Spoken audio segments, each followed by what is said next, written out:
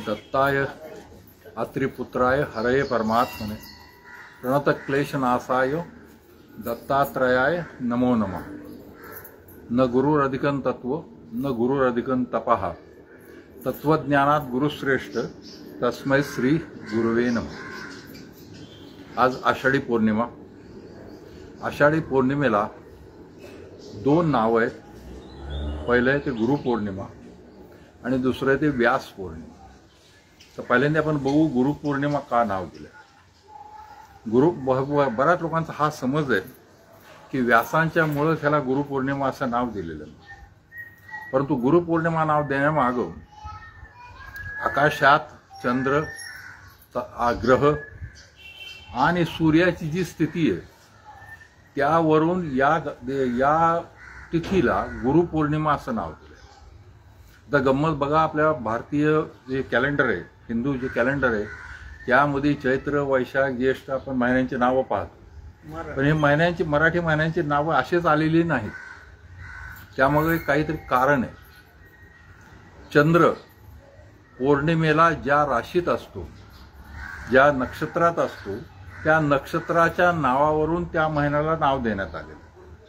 उदाहरणार्थ, ज्या पौर्णिमेला चंद्र चित्रा नक्षत्रात आहे तो महिना चैत्र, विशाखा नक्षत्रात आहे तो वैशाख, ज्येष्ठा नक्षत्रात आहे तो ज्येष्ठ, पूर्वाषाढा नक्षत्रात आहे तो आषाढ, श्रवण नक्षत्रात आहे तो श्रावण, पूर्वा भाद्रपदा नक्षत्रात आहे तो भाद्रपद, अश्विनी नक्षत्रात आहे तो अश्विन, कृत्तिका नक्षत्रात आहे तो कार्तिक, मृग नक्षत्रात तो मार्गशीर्ष, पुष्य नक्षत्रात आहे तो पौष, मघा नक्षत्रात आहे तो माघ आणि पूर्वा फाल्गुनी नक्षत्रात आहे तो फाल्गुन अशी नावं दिली।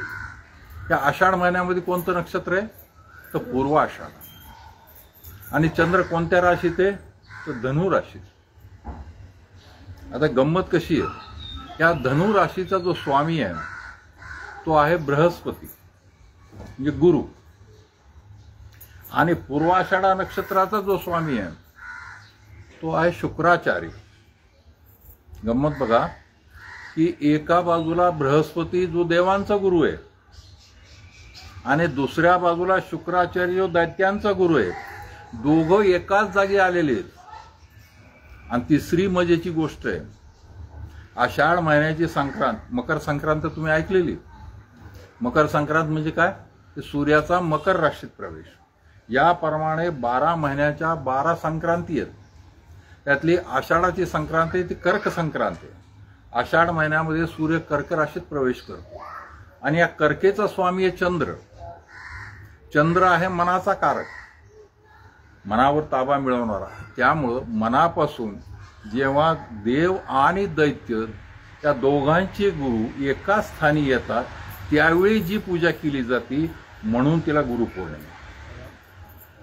गुरुपौर्णिमेमागचं हे रहस्य आहे की आकाशीय जी ग्रहांची स्थिती आहे, सूर्याची स्थिती आहे, चंद्राची स्थिती आहे, सगळ्यांचा विचार करून या तिथीला नाव दिलं। कारण बाकी पण तिथी आहेत, बाकी पण पौर्णिमा आहेत। चैत्रातली पौर्णिमा हनुमान जयंती आहे, वैशाखातली पौर्णिमा बुद्ध पौर्णिमा आहे, ज्येष्ठातली पौर्णिमा वटपौर्णिमा आहे, आषाढातली गुरुपौर्णिमा आहे, श्रावणातली राखी पौर्णिमा नारळी पौर्णिमा आहे, भाद्रपदातली पृष्ठ पौर्णिमा आहे, अश्विनी महिन्यात कोजागिरी आहे, त्याच्यानंतर त्रिपुरारी पौर्णिमा आहे कार्तिकामध्ये, मृगशीर्षामध्ये दत्त जयंती आहे, पौष महिन्यामध्ये हुताशनी पौर्णिमा आहे। याप्रमाणे प्रत्येक पौर्णिमेला एक महत्व आहे। त्याप्रमाणे आषाढाच्या पौर्णिमेला पहिलं मी तुम्हाला सांगितलं ते गुरुपौर्णिमा। दुसरं व्यास पौर्णिमा। व्यास आपण एकच व्यास आहेत असं समजतो, पण व्यास दोन आहेत। एक कृष्णद्वैपायन व्यास आणि दुसरे आहेत बादरायण व्यास। कृष्णद्वैपायन व्यासांच्या जन्मावरून या तिथीला व्यास पौर्णिमा असं नाव दिलं। या व्यासांच्या जन्माची कहाणी सुद्धा फार सुंदर आहे, इंटरेस्टिंग आहे। इंद्राच्या दरबारामध्ये अद्रिका नावाची एक अप्सरा होती आणि तिचं काम इतर अप्सरांच्या बरोबर त्या इंद्रामधील देवांचं मनोरंजन करणे त्यांचं काम होतं। आणि त्याप्रमाणे एकदा ती अशी नृत्य गायन करत असताना तिचं चित्त विचलित झालं आणि बाकी अप्सरांचंही नृत्य त्यामुळं खराब झालं। यामुळं रागावून इंद्राने तिला शाप दिला की तुझं चित्त चंचल झालं, त्यामुळं पाण्यात चंचल प्रमाणे फिरणाऱ्या मासोळीचा तुला जन्म मिळेल आणि तू पृथ्वी तलावर मासोळी बनून राहशील. आता तिने इंद्राची जी माफी मागितली, उशाप मागितला, मग इंद्राने तिला उशाप दिला की ज्यावेळी तुझ्या पोटामध्ये बालक जन्म येतील आणि तुला त्यासाठी चिरलं जाईल त्यावेळी तुझा उद्धार होईल. आणि त्याप्रमाणे ती आद्रिका माझी अप्सरा होती, ती शाप होऊन यमुनेच्या नदीमध्ये मासोळी म्हणून राहिली. ती मासोळी बांधल्यानंतर तिला मागचं काय आठवत नाही. त्या यमुना नदी जिथून वाहत होती तर चेदी देश होता, चेदीचं राज्य होतं. त्या चेदीचा राजा होता उपातिराज. हा उपातिराज त्याचं नुकतंच लग्न झालेलं होतं आणि तो एकदम मृगयेला म्हणजे अरण्यामध्ये शिकार करण्यासाठी गेला. आणि अरण्यामध्ये शिकार करण्यासाठी गेल्यानंतर त्या ठिकाणचं ते अतिशय मोहक वातावरण पाहिल्यानंतर, त्यावेळी सगळं पाऊस पडून गेला होता, सगळी हिरवळ झालेली आहे, सगळं रम्य असं दिसतंय. त्यावेळी त्याला आपल्या पत्नीची अतिशय तीव्रपणे आठवण आली आणि त्या आठवणीतून त्याचा वीर्यपात झाला. त्यावेळीची सगळ्यात घटना विचित्र आहे. त्याने ते आपलं वीर्य जे आहे ते एका पानाच्या द्रोणामध्ये घेतलं आणि एका पक्षाला बोलावलं आणि त्याला सांगितलं की हा जो द्रोण आहे हा तू माझ्या महालात जाऊन माझ्या राणीला दे. त्या पक्षाने तो द्रोण घेतला आणि तो पक्षी जायला लागला. तसं वरून एक घार फिरत होती, त्या घारीने पाहिलं, त्या घारीला वाटलं की या द्रोणामध्ये काहीतरी खायचा पदार्थ आहे, म्हणून त्यांनी त्या पक्षावर झडप घातली. ते झडप घातल्यानंतर ते जे तिच्या हातात तोंडात चोचीतला द्रोण होता तो पडला, तो नेमका यमुनेत पडला. यमुनेत पडल्यानंतर त्यातलं जे वीर्य होतं ते सांडलं आणि ती खाली जी मासोळी होती, शापित मासोळी होती, तिने त्याला खाल्लं. त्यानंतर तिच्या पोटामध्ये ती गर्भ राहिला. त्या यमुनेच्या काठी जे कोळी लोक होते, त्या कोळी लोकांचा नायक होता दाशराज. या दाशराज कोळ्याच्या नायकाच्याच जाळ्यामध्ये ती मासळी लागली. आतमध्ये 2 गर्भ आहेत, त्याच्यामुळे ते जड झाली. त्याने ती घरी नेली किंवा आज खूप मोठं काय आपल्याला मिळालंय, याच्यातून पैसे आपल्याला बरेच मिळते, नेऊन घरी जाऊन त्यांनी ती मासोळी कापली. जशी मासोळी कापली त्याच्यामध्ये 2 बालकं दिसली, एक मुलगी आणि एक मुलगा. आणि ती मासोळीचं पोट चिरताच ती अप्सरा, शापित अप्सरा जी तिचा उद्धार झाला, ती परत स्वर्गात. त्या काळच्या लोकांमध्ये प्रामाणिकपणा भरपूर होता. मासे पकडणं ह्याला आपल्याला परवानगी आहे, पण त्या माशाच्या पोटात काही मिळालं तर ते घेण्याची आपल्याला परवानगी नाही. त्यासाठी राजाची परवानगी घ्यायला पाहिजे. म्हणून तो त्या दोन्ही मुलांना, एक मुलगा आणि मुलगी, त्या दोघांना घेऊन राजाकडे गेला. तर राजाच्या दरबारात गेल्यानंतर काय झालं की त्या मुलगा तर व्यवस्थित होता, मुलगी पण दिसायला व्यवस्थित होती, पण मुलीच्या अंगाला माशाचा अतिशय तीव्र वास येतो. आपण हे बघतो ज्या ठिकाणी मासे वेशी विकले जाते त्याचा माशाचा वास गळतो, तसा त्या मुलीच्या शरीराला माशाचा भयंकर वास येतो.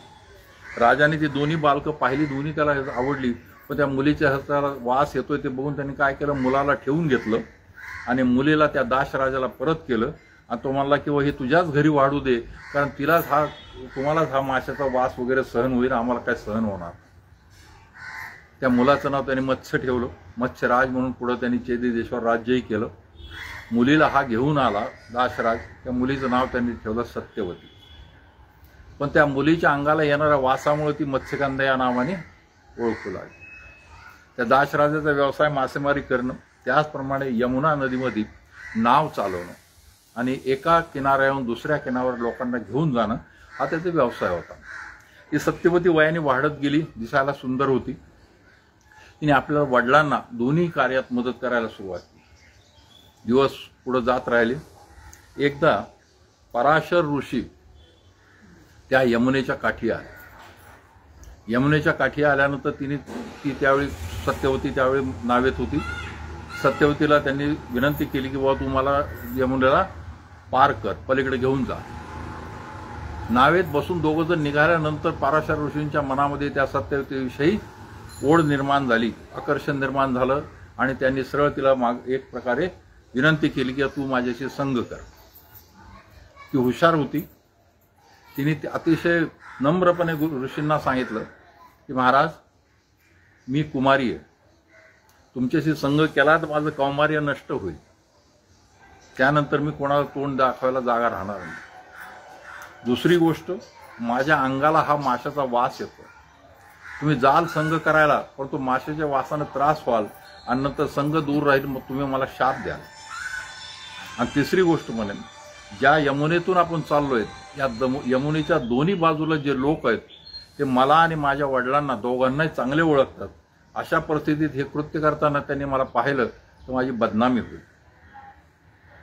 पराशर ऋषींनी त्याला सांगितलं, हे तरुणी, पहिली गोष्ट की दोन्ही किनाऱ्यावरचे लोक तुला कुणीच पाहू शकणार नाहीत.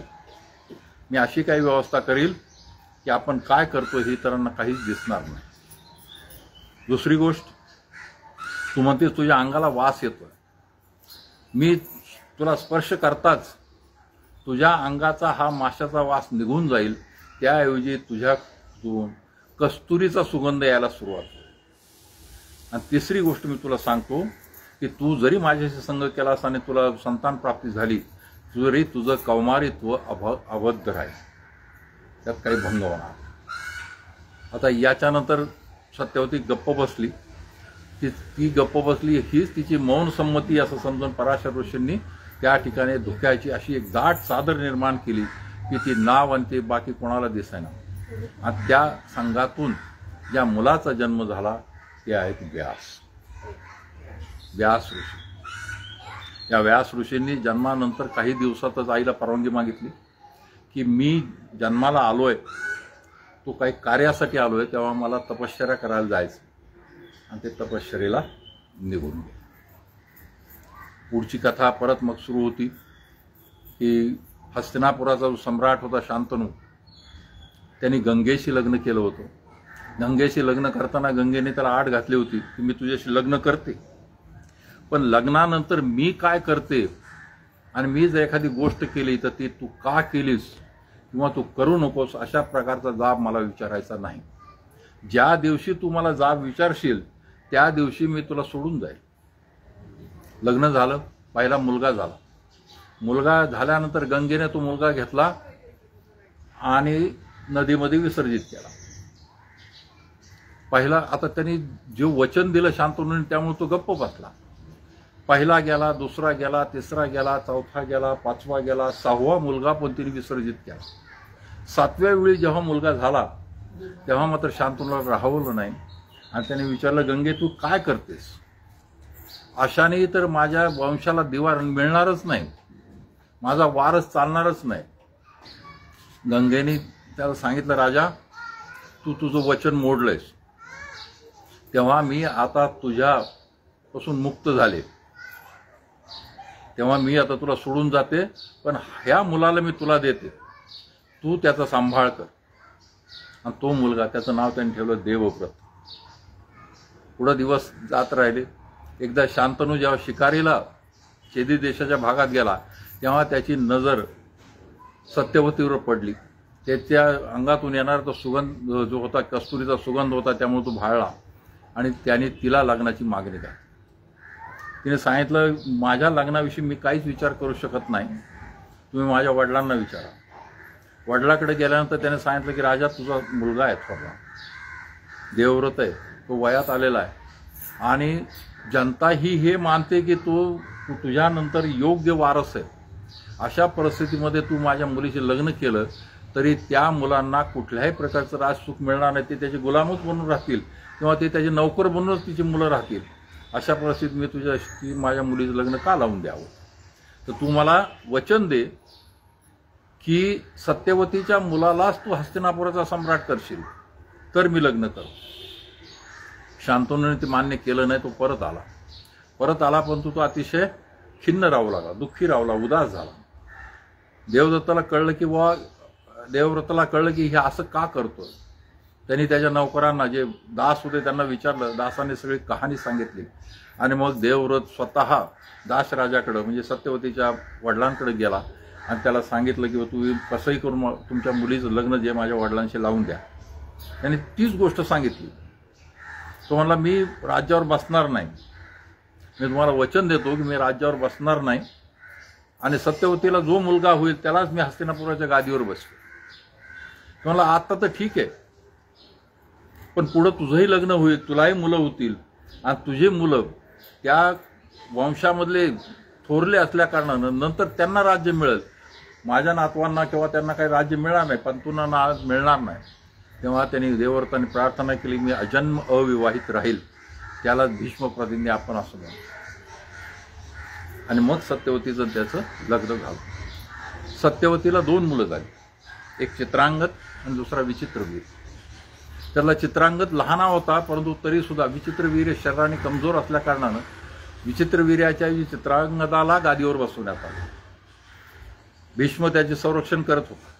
परंतु या ह्याच्यामध्ये काय झालं की चित्रांगद एकदा बाहेर गेल्यानंतर त्या ठिकाणी यक्षाचं त्यांचे युद्ध झालं आणि त्या युद्धामध्ये यक्षांकडून चित्रांगद मारला गेला. त्यामुळे आता आपोआपच गादी जी विचित्रवीर्याकडे आली. विचित्रवीर्याचं लग्नाचं वय झालं, परंतु शेजारच्या कुठल्याच देशातून उपवर अशी राजकुमारीचं स्थळ त्याला सांगून यायला. आणि त्याच वेळी काशीच्या जो नरेश होता अंबा, त्यांनी आपल्या 3 मुलींचं स्वयंवर ठेवलं. त्या 3 मुलींच्या स्वयंवरात अट काहीच नव्हती. एकच गोष्ट सांगितलेली होती की त्या मुली त्या स्वयंवरासाठी आलेले जे राजपुत्र किंवा राजे असतील त्यातील ज्यांना कोणाला ते पसंत करतील त्यांना त्या माळ घालतील, कुठलीही अट नाही. त्यातली जी थोरली मुलगी होती अंबा, अंबिका आणि अंबालिका, अशा 3 मुली. त्यातली ती थोरली जी होती ती अंबा, तिचं शाल्व देशाच्या राजावर प्रेम होतं आणि तो त्या स्वयंवरात येणार होता, ती त्याला माळ घालणार होता. पण इकडं हस्तिनापुराला मात्र त्यांनी निमंत्रण पाठवलं नाही. इतर सगळ्या देशांना निमंत्रण पाठवलं, हस्तिनापुराला निमंत्रण पाठवलं नाही. कारण काय की भीष्म तर लग्न करणार नाही म्हणून त्यांनी प्रतिज्ञा केली. आणि दुसरा जो आहे लग्नासारखा विचित्रवीर्य, तो शरीराने कमजोर आहे, अशा प्रसंगी त्याला आमंत्रण देऊन काही उपयोग नाही. परंतु या गोष्टीचा भीष्माला राग आला. हा हस्तिनापुराचा अपमान आहे असं समजून त्यांनी त्या स्वयंवरावरच हल्ला केला आणि 3 मुलींना तिथून पळवून आणलं. हस्तिनापूरला पळवून आणल्यानंतर अंबेने भीष्माला सांगितलं की माझं असं शाल्व देशाच्या राजावर प्रेम आहे आणि तुम्हाला इकडे पळवून आणल्यामुळं मला त्याच्याशी लग्न होत नाहीये. भीष्माने त्याला सोडलं. ती गेली शाल्व देशाकडं, पण शाल्व राजाने तिला स्वीकारायला नकार दिला किंवा तुला पळून नेलेलं भीष्माने, तेव्हा तू आता पवित्र राहिलीस का नाही मला माहिती नाही, त्यामुळे मी तुझ्याशी लग्न करू शकत नाही. ती परत भीष्माकडे आली आणि भीष्माला म्हटली की तू मला पळून आणलंयस, त्यामुळं माझं पहिलं प्रेमही गेलं. आता मी शाल्वाकडे गेले, त्यांनीही मला स्वीकारायला नकार दिला, तेव्हा आता तू माझ्याशी लग्न कर.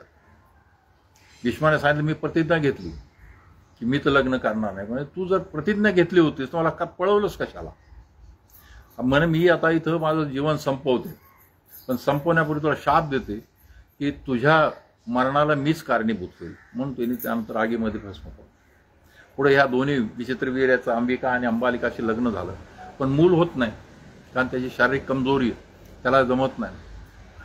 सत्यवतीने भीष्माला सांगितलं तू कर. त्याने सांगितलं मी ब्रह्मचार्य घेतलं, मी करू शकत नाही. मग तिने आपला थोरला मुलगा जो तो व्यास, त्याचं स्मरण केलं आणि त्याला बोलावलं. तो आला, त्याला सांगितलं अशी परिस्थिती आहे, तू तुझ्या मंत्रशक्तीच्या ह्याने ह्या दोघींना जे हे संतान संतान दे. त्याने सांगितलं ठीक आहे, मी महाला कक्षात जातो, त्या ठिकाणी तू एक हिला पाठव. आणि त्याप्रमाणे पहिल्यांदा अंबिकेला पाठवलं. व्यास तपश्चर्येने रापलेला तो चेहरा, दाढी आणि ज्ञानाचं प्रचंड तेज, हे सगळं पाहून अंबिका जशी कक्षात गेली तसं त्या ह्याने दिपून गेली आणि तिने आपले डोळे बंद करून टाकले. त्यामुळे तिला झालेला मुलगा धृतराष्ट्र जन्मानेच अंधारा. हे झाल्यामुळं हे कळाल्यानंतर अंबालिकेला सत्यवतीने बोलावलं आणि तिला सांगितलं की तू असे डोळे मिटून घेऊ नकोस, त्यामुळे पुढं त्रास होईल. पण अंबालिका त्या सगळ्या गोष्टीचा विचार करत गेली आणि ती इतकी लाजली, तिच्या मनामध्ये सगळ्या भावना आल्यानंतर ती इतकी लाजली की लाजून पिवळी पडली. आणि त्यामुळं नंतर जन्माला आलेला जो पांडू होता तो जन्मतःच कावीळ झालेला होता. त्या दोघांची अशी परिस्थिती पाहिल्यानंतर तिने अजून एका दासीला पाठवलं आणि त्या दासीने भक्तिभावानेच ती गेली. तिच्यापासून झालेला तो विदुर. त्यामुळे व्यासांचा दुसरं कार्य त्या जो हस्तिनापुराला पुढं वंश चालू ठेवण्यासाठी मदत करण्यामध्ये व्यासांचा आहे. तिसरी गोष्ट आहे की ज्यावेळी महाभारताचं युद्ध होणं फिक्स झालं की आता महाभारताचं युद्ध टाळता येत नाही, त्यावेळी व्यास धृतराष्ट्राला भेटायला आले आणि भेटायला आलं तर त्याला सांगितलं की हे युद्ध तुला टाळता आलं असतं, परंतु तुझ्या मोहामुळे तू टाळलं नाही.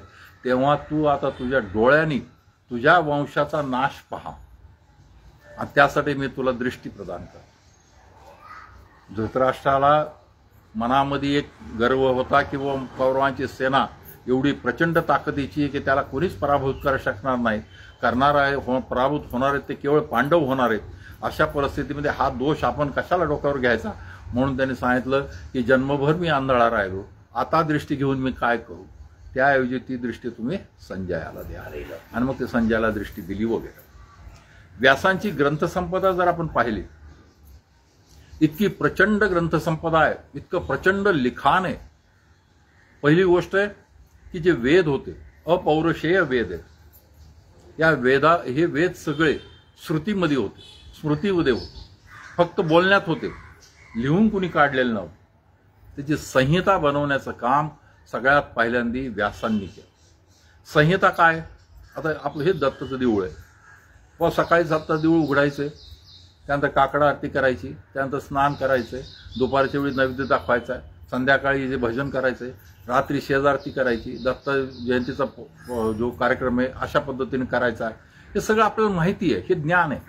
पण हेच जर कोणी लिहून काढलं तर ही ह्या दत्त मंदिराच्या पूजेची संहिता होती. त्याप्रमाणे पहिल्यांदा त्यांनी वेदाची संहिता बनवली. दुसरी गोष्ट, महाभारतासारखा ग्रंथ लिहिला. महाभारतासारखा ग्रंथ आजही जगात इतका मोठा प्रचंड ग्रंथ कुठल्याही देशात कुठल्याही भाषेत नाही. किती मोठा आहे ग्रंथ? 1, पर्व 18, उपपर्व 98, अध्याय 2024, श्लोक 1,10,000. एकच ग्रंथ. एवढा मोठा ग्रंथ लिहिल्यानंतर सुद्धा त्यांना असं वाटलं की माझ्याकडे सांगण्यासारखं खूप काही, म्हणून त्यांनी 18 पुराणं लिहिली. मद्वयम भद्वयम च ब्रत्रयम व चतुष्टयम अनापलिंग कुस्कानी पुराणानी पृथक पृथक. मद्वयम मार्कंडेय पुराण, मत्स्य पुराण. भद्वयम भविष्य पुराण, भागवत पुराण. ब्रत्रयम, ब्र नावाचे 3 पुराण, ब्रह्मांड पुराण, ब्रह्मपुराण आणि ब्रह्मवैवर्त पुराण.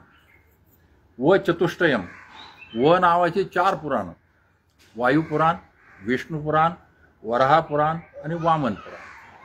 आणि त्यानंतर अनापलिंग कुस्कानी, अग्निपुराण, नारद पुराण, पद्मपुराण, लिंगपुराण, गरुड पुराण, पद्मपुराण, कुर्मपुराण आणि स्कंद पुराण. अशी 18 पुराणं लिहिली. या 18 पुराणांची जर श्लोक संख्या काढली तर ती 4 लाखाच्या आसपास. पहिलं 1,10,000, हे 4 लाख. यानंतरही त्यांना वाटलं की अजूनही आहे आपल्याकडे लिहायला. 27 उपपुराणं लिहिली आणि या 27 उपपुराणामध्ये श्लोक संख्या आहे 5 लाख. एकूण श्लोक संख्या जर काढली तर 10 लाखाच्या वर आहे. हे व्यास हे विष्णूंचे अवतार आहे. विष्णूंचे आपण 10 अवतार तर आपल्याला माहितीच. मत्स्य, कच्छ, वराह, नरसिंह, वामन, परशुराम, राम, कृष्ण, बौद्ध आणि कल्की. याशिवाय हे सारे कला अवतार मानले जातात की यामध्ये त्यांनी जन्म घेऊन किंवा प्रगट होऊन त्यानंतर त्यांना आवश्यक ते कार्य करून त्यांनी आपलं कार्य संपवलं. दुसरे 14 अवतार आहेत. त्या 14 अवतारांना अंश अवतार असं समजलं जातं. त्यामध्ये आंशिकरित्या काही विशिष्ट कार्यासाठी त्यांनी धारण केलं आहे. त्यामध्ये सनत कुमार आहेत, नरनारायण आहे, नारद आहे, त्यानंतर हरी आहे, हयग्रीव आहे, अंश आहे, यज्ञ आहे, दत्तात्रय, मोहिनी आहे, धन्वंतरी आहे, व्यास. याप्रमाणे सगळे ते वेगवेगळे अवतार. आणि व्यासांच्यामुळे त्यांनी हाताळलेले विषय हे सगळे पाहिल्यानंतर पुढं सुभाषितकारांनी असं म्हटलंय की व्यासोच्चिष्टम जगत्त्रयम.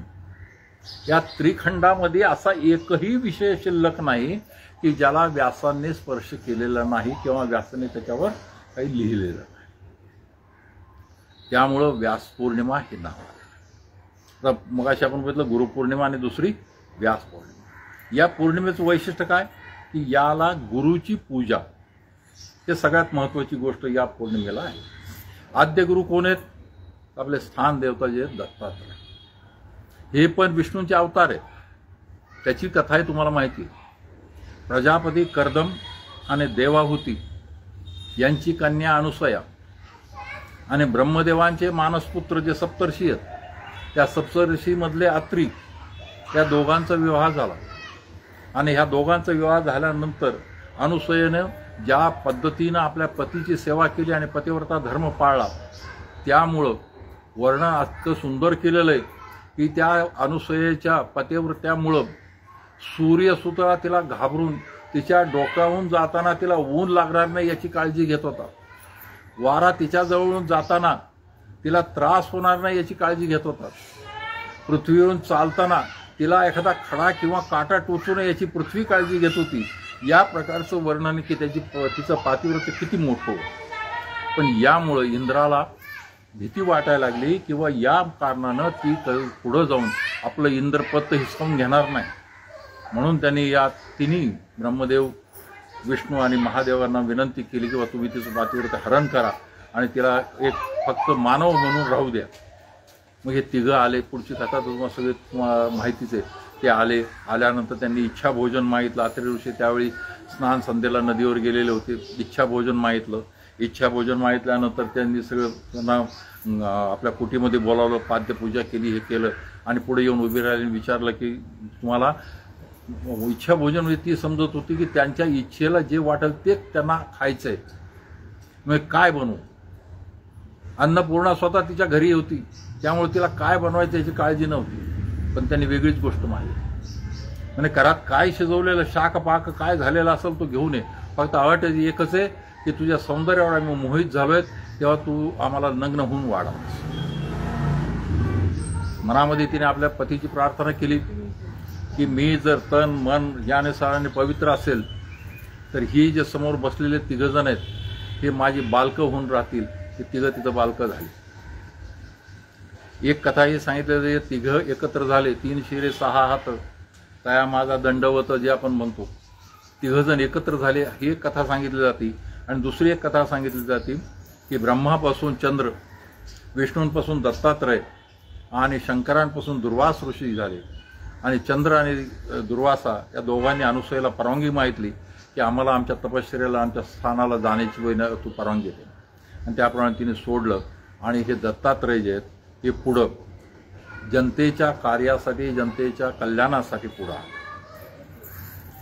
इथून पुढं हे गुरुपरंपरा सुरू झाली. गुरुपरंपरेमध्ये जर आपण बघितलं तर 3 परंपरा तुम्हाला साधारणपणे दिसतात. एक आहे दत्त संप्रदाय, दुसरा आहे नाथ संप्रदाय आणि तिसरा आहे भागवत संप्रदाय. त्यातला दत्त संप्रदायाची सुरुवात दत्तात्रयांपासून झालेली. हे दत्तात्रय एक दिवशी आंध्र प्रदेशमधल्या पिठापूर या गावी दुपारी भिक्षेला आले. तो दिवस अमावस्येचा दिवस होता. अप्पल राजा आणि सुमती हे त्या ब्राह्मणाचं घर होतं. नेमकं त्याच दिवशी त्याच्या घरी श्राद्ध होतं. दत्त महाराज 12 वाजता उभे राहिले. अप्पल राजा जो ब्राह्मणांना बोलवण्यासाठी गावात गेला होता. आणि दत्त महाराज उभे राहिले की माई भिक्षा वाट. त्या दत्ताचं ते रूप पाहून आणि हे करून आणि आपल्या पतीने जी आज्ञा दिलेली आहे, जे आदेश दिलेला आहे की जर दुपारच्या वेळी कुणीही अतिथी आला तर त्याला विनमुख पाठवू नको, म्हणून त्या सुमतीने त्यांना घरात बोलावलं आणि घरात बोलावून त्यांना जेवण वाटलं, जेवायला दिलं. जेवायला दिल्यानंतर ते उभे राहिले. म्हणे माते तुझ्या जेवणाने मी संतुष्ट झालोय, काय मागायचं माग. तर त्यावेळी काय होतं, त्या सुमतीला 2 मुलं होती. त्यावेळी एक आंधळा होता, एक मांगळा होता. त्याच्या आधी जी मुलं झाली होती ती होऊन मरत होती. हे 2 जिवंत राहिले होते, त्यातला एक आंधळा होता आणि एक मांगळा होता. आणि दत्त महाराजांनी त्याला विचारलं, माते म्हणे तुझ्या जेवणात मी संतुष्ट झालोय, तुला काय मागायचं ते माग. त्याने सांगितलं, महाराज तुम्ही जो बोललात आत्ता तो तुम्ही खरा करा. त्याने काय, तुम्ही मला माताही म्हणलात, मला आई म्हणलात, तेव्हा तुम्ही माझ्या पोटी जन्म घ्या, माझ्या पोटी या. त्यांनी तथास्तु म्हणले आणि ते गेले. इकडे अप्पल राजा ब्राह्मणांना घेऊन घरी आला श्राद्धाच्या आधी ब्राह्मणांचं जेवण केलं म्हणून ते ब्राह्मण जे आहेत संतापले निघून गेले. अप्पलराजाने ती सगळी कहाणी सांगितली. अप्पलराजाने सांगितलं, बाई ग, तू माझा फक्त हाच नाही तर माझ्या 24 पिढ्यांचा उद्धार केलायस. माझे पितर जे आहेत ते सगळे स्वर्गात गेले. काळजी करू नको, ब्राह्मण जेवायला नाही आले तरी चालते. आणि नंतर त्या सुमती आणि अप्पलराजाच्या पोटी पुढं मुलाचा जन्म झाला. हा मुलगा जो आहे 7 वर्षाचा झाला, त्याची मुंज झाली. हा मुंज होताच कुणीही न शिकवता तो 4 वेद बोलू लागला. 1320 मध्ये भाद्रपद शुद्ध चतुर्थी, गणेश चतुर्थीच्या दिवशी त्याचा जन्म झाला. त्याचं नाव श्रीपाद श्रीवल्लभ. हा दत्तात्रयांचा पहिला अवतार, श्रीपाद श्रीवल्लभ. हा मग ह्या अवताराच्या ह्याच्यामध्ये तो 7 वर्ष झाला, मुंज झाल्यानंतर तो वेद म्हणू लागला. आणि मग त्याने आईला परवानगी मागितली की बाबा मला संन्यास घ्यायचा, मला जायचं. आई म्हणली, बाळा, ही 2 मुलं आहेत, त्यातला एक आंधळा एक पांगळा आहे, आणि आमचं सगळं लक्ष तुझ्यावर होतं की म्हातारपणे तू आम्हाला सांभाळशील, आणि अशा वेळी तू सोडून चाललाय. सांगितलं, माते, की तुझे दोन्ही मुलं ठीक आहे आणि हे तुझा आयुष्यभर सांभाळ करतील, काळजी करू नको. तू मला जाण्याची फक्त परवानगी दे. आणि परवानगी कशी देऊ? परवानगी मला कशी देता येईल? हे दोन्ही मुलं अशीच आहेत. त्या दोन्ही मुलांच्या जवळ गेले, त्या दोन्ही मुलांच्या डोक्यावर हात ठेवला. तसे ते दोन्ही, ज्याला दिसत नव्हतं तो त्यालाही दिसायला लागला, जो पांगळा होता तोही नीट झाला, आणि जे आत्तापर्यंत ज्ञान त्यांना मिळालं ते सगळं ज्ञानही मिळालं. ते प्रकांड पंडित झाले, ते सगळे वेद ते पण सांगायला लागले. आणि मग श्रीपाद श्रीवल्लभांना त्यांनी तपश्चर्याला जाण्यासाठी परवानगी दिली. श्रीपाद श्रीवल्लभांनी 14 वर्ष कुरवपूरला तपश्चर्या केली. नंतर ते पिठापूरला आले. या दरम्यानच्या काळात ते बऱ्याच ठिकाणी फिरले, आणि या दत्त संप्रदायाची सुरुवात त्यापासून. श्रीपाद श्रीवल्लभांच्या बाबतीतल्या 2 गोष्टी सांगण्यात येतात. पहिली गोष्ट, एक वेळ ते अशा स्नानाला गेले असता तिथे एक विधवा स्त्री आणि तिचा एक तरुण मुलगा, दोघंही नदीत जीव देण्यासाठी आले. त्यांनी विचारलं, बाई काय झालं, असं जीव का देतो? तर तिने सांगितलं, म्हणजे काय करू, माझा नवरा जो होता तो गावातला एक विद्वान ब्राह्मण होता. त्याचं सगळ्या पंचक्रोशीत नाव होतं. त्याच्या पोटी हा मुलगा जन्माला आला. त्याला काहीही शिकवलेलं लक्षात राहत नाही, हा काहीही हे करू शकत नाही. अशा परिस्थितीमध्ये माझ्या पतीचं जेव्हा निधन झालं त्यानंतर आता आम्हाला खाण्यापिण्याची सुद्धा येत, त्याला कोणी कामही देत नाही, अशा, आणि त्याला काही येत नाही म्हणून त्याला कोणी मुलगीही देत नाही. अशा परिस्थितीत आम्ही लोक जगून तरी काय करू? तेव्हा मी तुला उपाय सांगतो. मग त्याने तिला प्रदोष व्रताचा महिमा सांगितला आणि प्रदोष व्रत करायला सांगितलं. तेव्हा या ह्याच्यात तुझ्या मुलाला मी ठीक करतो, प्रदोष व्रत कर, पुढच्या जन्मी सगळं ठीक होईल. आणि त्याप्रमाणे मग त्यांनी त्या मुलाला आशीर्वाद दिला. त्या मुलाला सगळं ज्ञान मिळालं, तो करायला लागला. त्या स्त्रीनी प्रदोष व्रत केलं. त्याची कथा पुढं परत नरसिंह सरस्वतींच्या अध्यायात येईल, जेव्हा अवतारात येईल तेव्हा परत आपण त्या विषयी विचार करू. दुसरी एक गोष्ट येते की श्रीपाद श्रीवल्लभ त्यांच्या मठातून नदीवर स्नानाला जात असत. या नदीवर एक रजक म्हणजे धोबी कपडे धुत असत. ते दररोजचा मठातून यायचं, नदीमध्ये स्नान करायचं, नदीत स्नान करून परत जायचं. हा जो रजक होता तो दरवेळी तिथं असायचा, कपडे धुत असायचा. जसं त्यांना दूरवरून येताना पाहिलं की तो पुढं यायचा, साष्टांग दंडवत करायचा, परत आपले कपडे धुवायला सुरुवात करायची. त्यात खंड पडत नव्हता, काही त्याने मागत नव्हता, काही नव्हतं. बराच काळ असा गेला. एक दिवशी काय झालं की त्या नदीमध्ये एक राजा आपल्या राण्यांसह जलविहार करतो, पोहतो, आणि तो रजक, तो धोबी त्याच्याकडे पाहत राहिला. तेवढ्या ह्याच्यामध्ये श्रीपाद श्रीवल्लभ तिकडून आले. पण ह्याचं लक्ष नाही, कारण ह्याचं लक्ष सगळं तिकडंच होतं. मग त्याने हाक मारली त्याला, का रे बाबा आज असा खंड का पडला, मनामध्ये तुझ्या काही इच्छा आहे का? मग त्याने सांगितलं, महाराज माझी इच्छा काय, मी हा विचार करत होतो की त्याने किती पुण्य केलं असेल, किती संचित पुण्य केलं असेल, त्याच्यामुळे तो राजा झाला, आणि असं आम्हाला कधी भोगायला मिळायचं. तर श्रीपाद श्रीवल्लभ त्याला म्हणले, अरे तू जो नमस्कार केलास ना त्याचं सुद्धा तुझं पुण्य जमा झालंय, सांग तुला आता या जन्मातच भोगायचंय का पुढच्या जन्मात भोगायचंय? आज थोडा वेळ विचार केला तर मला, महाराज आता तर काय गौऱ्या जसं मतीत मसनात गेले, लाकडं मसनात गेले तशी अवस्था झाली माझी, आता या वयाला आलोय, आता इथून पुढे राजा झालो तरी मला सुख काय उपभोगता येणार आहे? सुख मला अगदी लहानपणापासून उपभोगायचं. ठीक आहे म्हणे, तुझा देह विसर्जित करून टाक, पुढच्या जन्मात तू राजा होशील. या 2 श्रीपाद श्रीवल्लभांच्या कथा येतात पुढं. अशा प्रकारे श्रीपाद श्रीवल्लभांकडे येऊन वेगवेगळ्या गोष्टी मागणारे असंख्य लोक झाले. काही वेळा पात्र असायचे, काही वेळा अपात्र असायचे, पण ते करावं लागायचं. त्यामुळं अवघ्या 30व्या वर्षीच श्रीपाद श्रीवल्लभांनी आपण गुप्त होण्याचा निर्णय घेतला आणि ते वनामध्ये निघून. आता ती पहिली जी कथा होती की ज्या त्या विधवा स्त्रीला त्यांनी आशीर्वाद दिला होता की तू प्रदोष व्रत कर, पुढच्या जन्मामध्ये तुला हे होईल, ती महाराष्ट्राच्या विदर्भातल्या लाडकारंजा या त्या ठिकाणी अंबा भवानी या नावाने जन्माला आली. तिचं लग्न झालं सुमतीशी. त्या दोघांच्या पोटी श्रीपाद श्रीवल्लभांनी जन्म घेतला. हा श्रीपाद श्रीवल्लभांनी जन्म घेतला त्याची अशी मजेची गोष्ट आहे की जन्मतःच मूल रडतं. हे मूल जन्मतःच ओंकार म्हटलं. ओंकार म्हणून त्यांनी ओंकाराचा ध्वनी केला. त्यामुळे सगळे लोक जे आश्चर्यचकित झाले की ज्या मुलाच्या तोंडून रडणं ऐकू यायचं त्याचे फक्त ओंकार आला. ते मूल कधी रडत नव्हतं, पण ओंकाराशिवाय दुसरं काही बोलतही नव्हतं. आता पहिल्यांदा त्यांना काय वाटलं की वा हे मुलगा जे खूप हुशार आहे, नंतर फक्त एकच शब्द बोलतोय, त्याच्यानंतर त्यांना असं वाटायला ह्याच्यामध्ये काहीतरी प्रॉब्लेम आहे. दोघं जण खूप निराश झाले. पुढं तो 7 वर्षाचा झाला. 7 वर्षाचा झाल्यानंतर त्याची मुंज करायची विचार निर्माण झाला. त्यांनी ब्राह्मणांना विचारलं तर काही खोचक ब्राह्मण होते. त्यांनी म्हटले की याला तुम्ही याची मुंज कशी करणार म्हणे, याला तुम्ही गायत्री मंत्राचा उपदेश देऊ शकत नाही, हा ओंकार या शब्दाशिवाय दुसरं काही बोलत नाही, अशा परिस्थितीमध्ये गायत्री मंत्राचा उच्चार हा कसा करणार, आणि त्यामुळे तुम्ही त्याची मुंज कशी करणार म्हणे. दोघं नवरा बायको निराश होऊन बसले. आणखी काही दिवस गेले.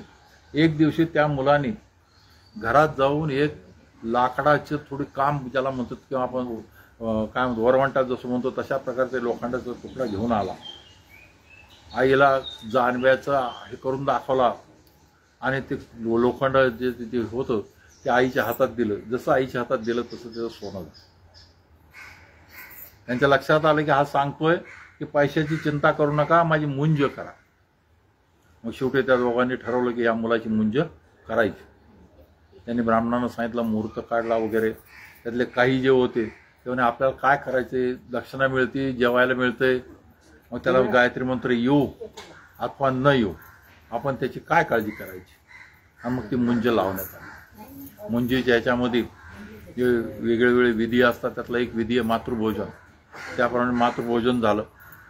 नंतर मुंज लागली आणि मुंजीतला एक शेवटचा सोपस्कार आहे तो आहे भिक्षावळ. पूर्वीच्या काळी काय होतं की मुंज झाल्यानंतर मुलगा गुरुच्या घरी जाणार आहे, गुरुकुलात जाणार आहे. 12 वर्ष तो पुढं गुरुच्याकडे राहणार आहे.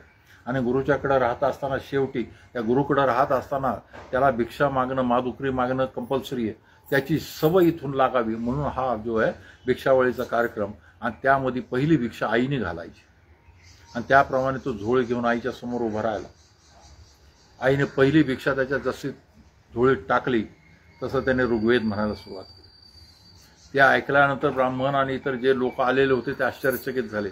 जो मुलगा आतापर्यंत एक शब्दही बोलत नव्हता तो अचानकपणे बोलायला लागला. आणि बोलायलाच नाही लागला तर तो ऋग्वेदाचा वेदांचा उच्चार करू लागला.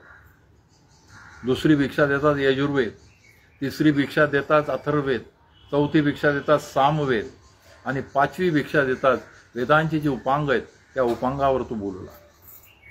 आता कळलं किंवा हा खूप मोठा अधिकारी पुरुष आहे. 8व्या वर्षी त्याने आईला आणि वडिलांना परवानगी मागितली की मला संन्यास घ्यायचा आहे. 8व्या वर्षात ज्यावेळी मुलांना काय करायचं आणि काय खायचं कळत नाही, त्यावेळी हा मुलगा म्हणतो की मला संन्यास घ्यायचा आहे आणि मला धर्माची स्थापना करायची, त्यासाठी मला जायचं. आईने सांगितलं की इतक्या ह्याच्यानंतर तू झालायस, आमच्या पोटी संतान नाही, अशा ह्याच्यात तू कुठं जाणार आम्हाला सोडून. तुम्हाला नाही, तुला मुलं होतील, 2 मुलं होतील, 1 मुलगी होईल. ते म्हणे तुझ्या या बोलण्यावर माझा विश्वास नाही, जेव्हा मला मुलं होतील तेव्हा तू जा. ते म्हणे आई तू आता तू म्हणते त्याप्रमाणे मी थांबतो, पण ते एकदा मूल झाले की तू तुझ्या वचनापासून जो आहे परतू नकोस. आणि त्याप्रमाणे काही दिवसातच ती गर्भवती राहिली. तिला जुळावे झाले, 2 मुलं झाली. 2 मुलं झाल्यानंतर परत त्याने सांगितलं तुला सांगितलं त्याप्रमाणे मी 2 मुलं तुला झालेली आहेत, पुढे जाऊन 1 मुलगी पण तुला होईल, तर आत्ता मला जाऊ. आणि त्या नरसिंह सरस्वती त्या ठिकाणाहून निघाले आणि काशीला गेले. हा 10 वर्षाचा म्हणजे 2 वर्षाचा काळ गेलेला, हा 10 वर्षाचा मुलगा काशीमध्ये गेला. काशीमध्ये गेल्यानंतर त्यांनी त्या ठिकाणी तो एकटाच राहत होता, परंतु ज्या पद्धतीने तो वेदावर आणि इतर गोष्टींवर भाष्य करत होता ते पाहून तिथं असणारे जे इतर संन्यासी होते ते सुद्धा अवाक झाले होते. इतका अभ्यास, इतकं हे. त्यातच एक संन्यासी होते, त्यांचं नाव कृष्ण सरस्वती. तर गंमत पहा की शिष्य गुरुकडे जातो, नॉर्मली शिष्य गुरुकडे शिकायला जातो, इथं गुरु शिष्याकडे आलेला आहे. आणि कृष्ण सरस्वती त्यांच्याकडे आले आणि त्यांनी सांगितलं बाळा की या धर्माची स्थापना करण्यासाठी आणि पुन्हा एकदा ह्या धर्माला पुढे नेण्यासाठी तुला संन्यास घेणं आवश्यक आहे, तेव्हा तू माझा शिष्य हो आणि माझा जे त्यामुळे माझाही उद्धार कर आणि तिथून पुढे तू जो आहे हा धर्म संन्यास धर्म जो आहे तो वाढव. आणि त्याप्रमाणे मग कृष्ण सरस्वतींनी त्यांना दीक्षा दिली.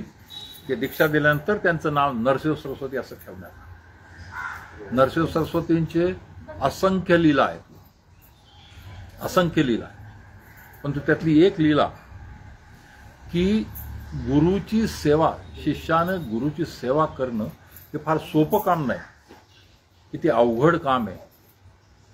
तर एकदा नरसिंह सरस्वतींकडं एक गृहस्थ आले, गृहस्थाश्रमी, त्यांचं नाव सायनदेव. सायनदेव आल्यानंतर त्यांनी नरसिंह सरस्वतींची पाद्यपूजा केली. पाद्यपूजा केल्यानंतर त्यांना विनंती केली की तुम्ही मला माझा शिष्य करून द्या, आपला शिष्य करून द्या. ते म्हणे बाबा रे, शिष्य होणं इतकं सोपं नाही, अवघड गोष्ट आहे, तुला जमल का? नाही म्हणे मी काहीही प्रॉब्लेम झाला, काही अडचण आली तरी मी ते सगळं सहन करेन. ठीक आहे म्हणे, काही दिवस तू इथं राहा, माझ्याजवळ राहा, आणि त्यानंतर तुझी सेवा कशी होती, काय होते, तू कशा पद्धतीने वागतो ते ठरवून तुला शिष्य करायचं की नाही ते आपण ठरवू. आणि त्याप्रमाणे सायनदेव त्यांच्या मठात राहायला लागले. एके दिवशी सायनदेवाला त्यांनी बोलावलं आणि सायनदेवा आपल्याला गावाबाहेर जायचं, गावाबाहेरचं जे देऊळ आहे त्या ठिकाणी जायचं, त्या ठिकाणी काही वेळ बसायची माझी इच्छा आहे. ते देऊळ नदीच्या पलीकडे होतं. ते दोघं गेले, दिवसभर तिथं बसले.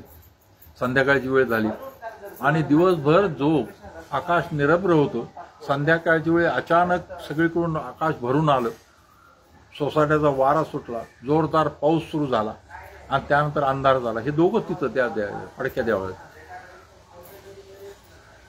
नरसिंह सरस्वतींनी सायनदेवाला सांगितलं, सायनदेवा थंडी वाजायला लागली, थोडा पाऊस कमी झालाय, तू गावात जाऊन थोडा अग्नी घेऊन येतो का? आणि त्यावेळी काडीसपेट्या नव्हत्या, ना तर लायटरही नव्हती, काडीसपेट्याही नव्हत्या, लायटरही नव्हती, त्यामुळे अग्नी घेऊन येतो. ठीक आहे म्हणे, पण एक लक्षात ठेव, जाताना आणि येताना फक्त समोर पाहायचं, डाव्या बाजूला, उजव्या बाजूला किंवा मागं पाहायचं नाही. अंधारात निघाला, गेला, देशीपशी गेला. महाराजांची सगळं त्या गावामध्ये कल्पना होती, गाणगापुरातली सगळी कल्पना होती, त्याप्रमाणे त्या वेशीच्या लोकांनी त्याला अग्नी दिला. अग्नी दिल्यानंतर तो अग्नी घेऊन येतोय, अंधार आहे, मधूनच विजा कडकडत आहे. आणि त्या ह्याच्यामध्ये एक तर वीज कडागली असताना त्याचं लक्ष जे आहे डाव्या बाजूला गेलं. डाव्या बाजूला गेलं तर हे मोठा फणा काढलेला नाग, ते घाबरला. घाबरला म्हणून डाव्या बाजूला पाहतो तर डाव्या बाजूला दुसरा मोठा नाग. माग पळू काय म्हणून माग वळून पाहिलं तर माग तिसरा नाग.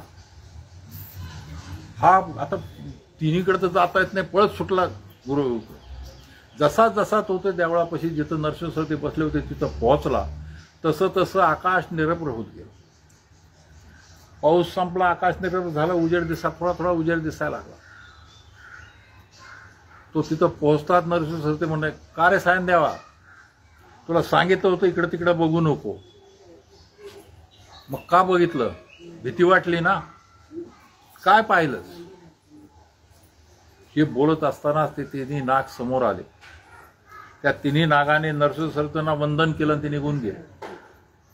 त्याने सांगितलं, सायन द्यावा, हे तिन्ही नाग मी तुझ्या संरक्षणासाठी तुझ्या बरोबर पाठवले होते आणि तू त्यांना पाहिलं की घाबरशील म्हणून मी तुला सांगितलं होतं की तू मागं पुढं किंवा बाजूला पाहू नको, सरळ ये. लक्षात आलं का तुझ्या म्हणे की गुरुची सेवा करणं इतकी सोपी गोष्ट नाही. सायनदेवाने विचारलं, म्हणे स्वामी, गुरुची सेवा काय असते मला एकदा तुम्ही समजून सांगा. मग नरसिंह ते सांगतात की अंगिरस ऋषी, या अंगिरस ऋषींचा मुलगा पैल, हा पैल म्हणजे ज्यानं यजुर्वेदाचा अभ्यास केला, त्याची कथा पुढं कधी आधीच आपण सांगू. 4 वेदांसाठी 4 ऋषी कसे निर्माण झाले आणि त्यांचा अभ्यास त्यांनी कसा केला, त्यातला हा पैल ऋषी. आणि त्या पैल ऋषींचा मुलगा वेदधर्म. त्या वेदधर्माचा एक गुरुकुल होता, आश्रम होता, आणि त्या आश्रमामध्ये शिष्य होते, अनेक शिष्य होते. त्यातल्या ह्या 3 शिष्यांची ही कहाणी. त्यातला पहिला अरुणी, दुसरा बैद आणि तिसरा उपमन्यू, असे 3 शिष्य त्या ठिकाणी. एकदा वेदधर्माने अरुणीला बोलावलं. म्हणजे अरुणी, आपण ज्या साळी लावल्यात, त्यांचं शेत होतं, त्या शेतामध्ये साळी म्हणजे तांदूळ लावलेला आहे आणि त्या ठिकाणी त्याला पाणी द्यायचं, तेव्हा तू जा आणि त्या ह्याला शेताला पाणी दे. अरुणी शेतात आला. शेतात आल्यानंतर पाहिलं त्यांनी शेत आहे, शेताच्या शेजारून एक ओढा वाहतोय, परंतु तो ओढा शेताच्या उंचीपेक्षा थोडासा खालून आहे, जास्त नाही आहे, थोडासा खालून आहे. परंतु त्या ओढ्यातल्या पाण्याचा वेग प्रचंड आहे. त्यांनी विचार केला की या ओढ्याला थोडासा बांध घालू आणि पाणी जे शेतीकडे वळू. म्हणून त्यांनी शेजारचे दगडं माती गोळा करून त्याच्यात टाकायला सुरुवात केली. परंतु त्या पाण्याचा वेग इतका प्रचंड होता की त्यामुळं त्यातले कुठला दगड किंवा माती तिथं स्थिर होत नव्हती, पाणी वाहूनच जात होतं. बराच काळ विचार केल्यानंतर त्याने ठरवलं आता दुसरा काय पर्याय नाही. तो स्वतः त्या ओढ्यामध्ये झोपला, स्वतः झोडून स्वतःच्या अंगाने ते पाणी अडवलं. त्यानंतर ते पाणी वर चढून शेतीमध्ये जायला सुरुवात झाली. पण शेती तर लांबपर्यंत आहे, पाणी कुठपर्यंत पोहोचले कळायला काही मार्ग नाही. हा तर तिथं ओढ्यात झोपला, हा निघाला की पाणी खाली वाहून जाणार आहे, पाणी तिकडे जाणार नाही. हे होता होता अस्तमान झाला. रात्रीची वेळ झाली. रात्रीची वेळ जरा उशीर झाला. अरुणीला आपण सकाळी पाठवलंय, अजूनपर्यंत तो का नाही आला हे पाहायला वेदधर्म मुनी तिथं आले. त्यांनी हाक मारली. दिवसभर त्या पाण्याचा सारा फोर्स आता सगळं अंगावर घेऊन आणि दिवसभर पाण्यामध्ये आडवं पडून त्या अरुणीच्या पोटात अन्नाचा कण नाहीये दिवसभरात. त्यामुळे त्याच्या तोंडातून अतिशय क्षीण आवाजात त्यांनी उत्तर दिलं, गुरुजी मी इथं आहे. गुरुजी तिथं आले, त्याला उठवलं. तोपर्यंत सगळं शेत पाण्याने भरलेलं होतं. उठवलं, त्याला घरी घेऊन गेले, गुरुकुलात गेले. दुसऱ्या दिवशी त्याला बोलावलं की अरुणी, तुझा अभ्यासक्रम पूर्ण झालेला आहे, तू आपल्या घरी जाऊ शकतोस आणि विवाह करून आपल्या गृहस्थाश्रमात प्रवेश करू शकतो. दुसरा शिष्य होता बैद. काही दिवसानंतर वेदधर्म मुनींनी बैदला बोलावलं आणि त्याला सांगितलं की बैद म्हणे, आपलं साळीचं पीक जे आता तयार झालं त्याची कापणी करायची आणि ते कापणी करून त्याच्या पेंड्या बांधून घरी घेऊन यायच्या. तेव्हा म्हणे तो समोर गाडा ठेवलेला आहे आणि तो बैल आहे ते घेऊन जा आणि ते शेताची कापणी करून ती साळी सगळ्या जे आहेत त्याच्या पेंड्या बांधून त्या गाडीत घालून घरी घेऊन गेला. पण तो बैल जो होता तो म्हातारा झाला. जाताना पण काही प्रॉब्लेम आला नाही, कारण मोकळी गाडा आहे त्याच्यामुळे काही तो गेला. त्यानंतर त्याने ते साळी सगळ्या कापल्यानंतर त्याच्या पेंड्या बनवल्या, त्या गाड्यामध्ये सगळ्या टाकल्या आणि बैलाला जसं ओढायला सांगितलं त्या म्हाताऱ्या बैलाला त्या गाडा काही ओढता येणार. बराच वेळ विचार केला काय करू काय करू. आता स्वतः त्याच्या बैलाबरोबर गाड्या ओढायचा प्रयत्न केला, पण त्या गाड्याला एकच बैल लावता येत होता, दुसरीकडून त्याला ढकलं तरी होत नव्हतं. मग शेवटी त्याने विचार केला, बैलाला सोडलं आणि त्या ह्याचं जू स्वतःच्या गळ्यात घातलं, पट्टा बांधला आणि स्वतःच तो ओढायला सुरुवात. पण ओझं जास्त होतं, थोडा चढही होता, गळ्याला फास लागायला लागला. दिवसभर तो शेत कापणं, त्याच्या पेंड्या बनवणं आणि त्यानंतर ते घेऊन जाणं हे होता होता रात्र झाली. परत वैदमुनी तिथं आले, वेदधर्ममुनी तिथं आले. त्यांनी पाहिलं त्याच्या गळ्याला फास लागलाय, तो अतिशय मरणाप्राय अवस्थेला पोहोचलेला आहे. त्याचा फास सोडला, इतर शिष्यांना बोलून तो गाडा ते घेऊन गेले. दुसऱ्या बैदला पण त्यांनी घरी सोडलं. तिसरा शिष्य होता तो उपमन्यू. त्या उपमन्यूला भूक आवरत नसायची. एकदा त्यांनी त्याला बोलावलं आणि त्याला सांगितलं की म्हणे उपमन्यू, आजपासून तू ह्या गाई गुरांना घेऊन रानात चारायला घेऊन जायचं. त्यावेळी गुरूंना कसं मग मी कसं जाऊ असं काय विचारायचा काय प्रश्न नव्हता.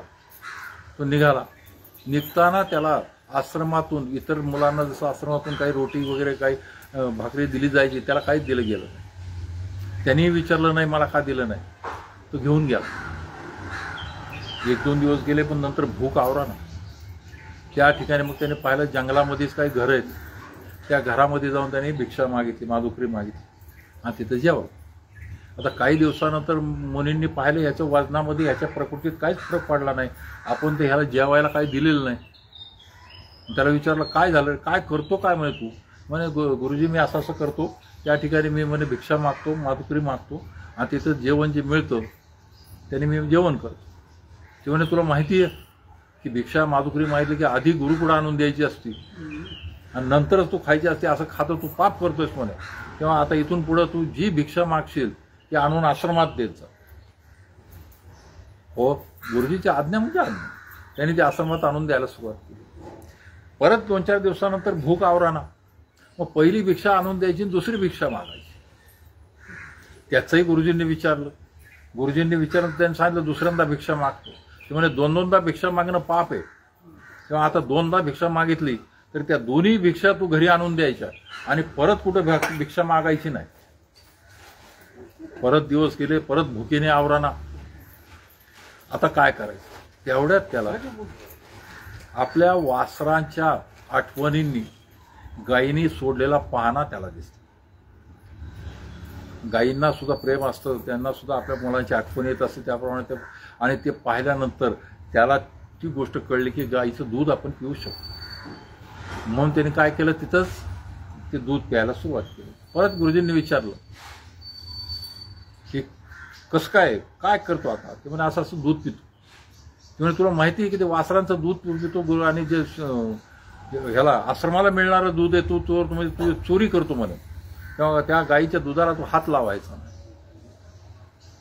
परत दिवस गेले. आता काय करायचं, भूक तर आताही आवरत नाहीये. त्यावेळी त्याला रुईचं झाड दिसलं आणि त्या रुईच्या झाडाचं तुटलेल्या पानातून तो चीक गळत होता आणि तो गळणारा चीक पांढरा दिसला. त्याला वाटलं हे रुईचं दूधच आहे. हे रुईचं दूध म्हणजे मी गाईच्या वासरांचं दूध हे करत नाही, मी कोणाची भिक्षा मागत नाही, हे वनातलं हे आहे ते घेऊन मग त्यांनी तो चीक काढून एका द्रोणामध्ये घेऊन प्यायचा प्रयत्न केला आणि प्यायचा प्रयत्न करत असताना तो चीक त्याच्या डोळ्यात गेला आणि डोळ्यात गेला आणि दोन्ही डोळे आंधळे झाले. दोन्ही डोळे आंधळे झाले. त्याचं दुःख नाही त्याला. त्याचं दुःख कशाचं आहे की गुरूंची जी गाई वासरं मी आणलेत ती घरी कशी नेऊ, मला काहीच दिसेना. ते कुठं गेलेत, घरी गेलेत का नाही त्याची चिंता. आणि हे करत असताना अंधार होत आला आणि त्या ह्याच्यामध्ये त्याला रस्ता न दिसल्यामुळे एका पाणी नसलेल्या विहिरीमध्ये तो पडला.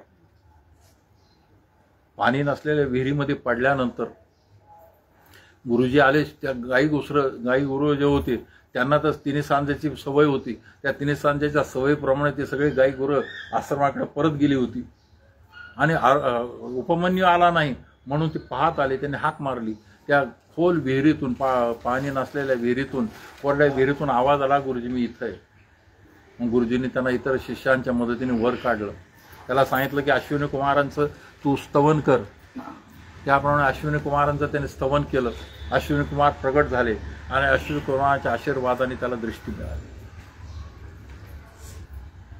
मग हे सगळं दुसऱ्या दिवशी उपमान्यूला बोलवून त्यांनी सोडलं. मग नरसिंह सरस्वतीने सायनदेवाला विचारलं, या तिन्ही कथातून तू काय समजलास? नाही म्हणे, मला हे समजलं की गुरुची सेवा फार कठीण आहे, इतकी सोपी नाही. नाही म्हणे, पहिला जो अरुणी होता, गुरु काय करतो? गुरु तुमच्याकडून काम करून घेण्यासाठी नाहीये, गुरु तुम्हाला काम यासाठी करायला लावतो की तुमच्यामध्ये जी काही कमी आहे, जी काही न्यूनता आहे, ती न्यूनता तुमच्यातून निघून जावी, यामुळं तुम्हाला तो ह्या गोष्टी करायला लावतात. पहिला जो अरुणी होता, त्या अरुणीमध्ये संयमाची कमी होती. त्याला कुठलीही गोष्ट वाट पाहायला लागायचं किंवा हे करायची सवय नव्हती. या ठिकाणी दिवसभर पाण्यात राहून त्याने तो संयम दाखवला. दुसरा बैत, त्याला कष्टाची इच्छा नव्हती, पण या ठिकाणी त्याने ते कष्ट केलेले आहेत आणि त्याला कष्टाचं महत्त्व समजलंय. स्वतः कष्ट करणं किती आवश्यक आहे हे समजलंय. त्यानंतरच गुरुने त्याला मुक्त केलेलं आहे. आणि तिसरा जो उपमान्य होता, त्याच्या आहारावर त्याचं नियंत्रण नव्हतं, त्यामुळं त्याला जे शिकवलंय ते त्याच्या बुद्धीत शिरत नव्हतं, त्यामुळे त्याच्या आहारावर नियंत्रण आणण्यासाठी गुरुला हे सगळं करावं लागलं. त्यामुळे गुरुची सेवा इतकी सोपी नाही. अजून एक कथा येते, धौम्य मुनी.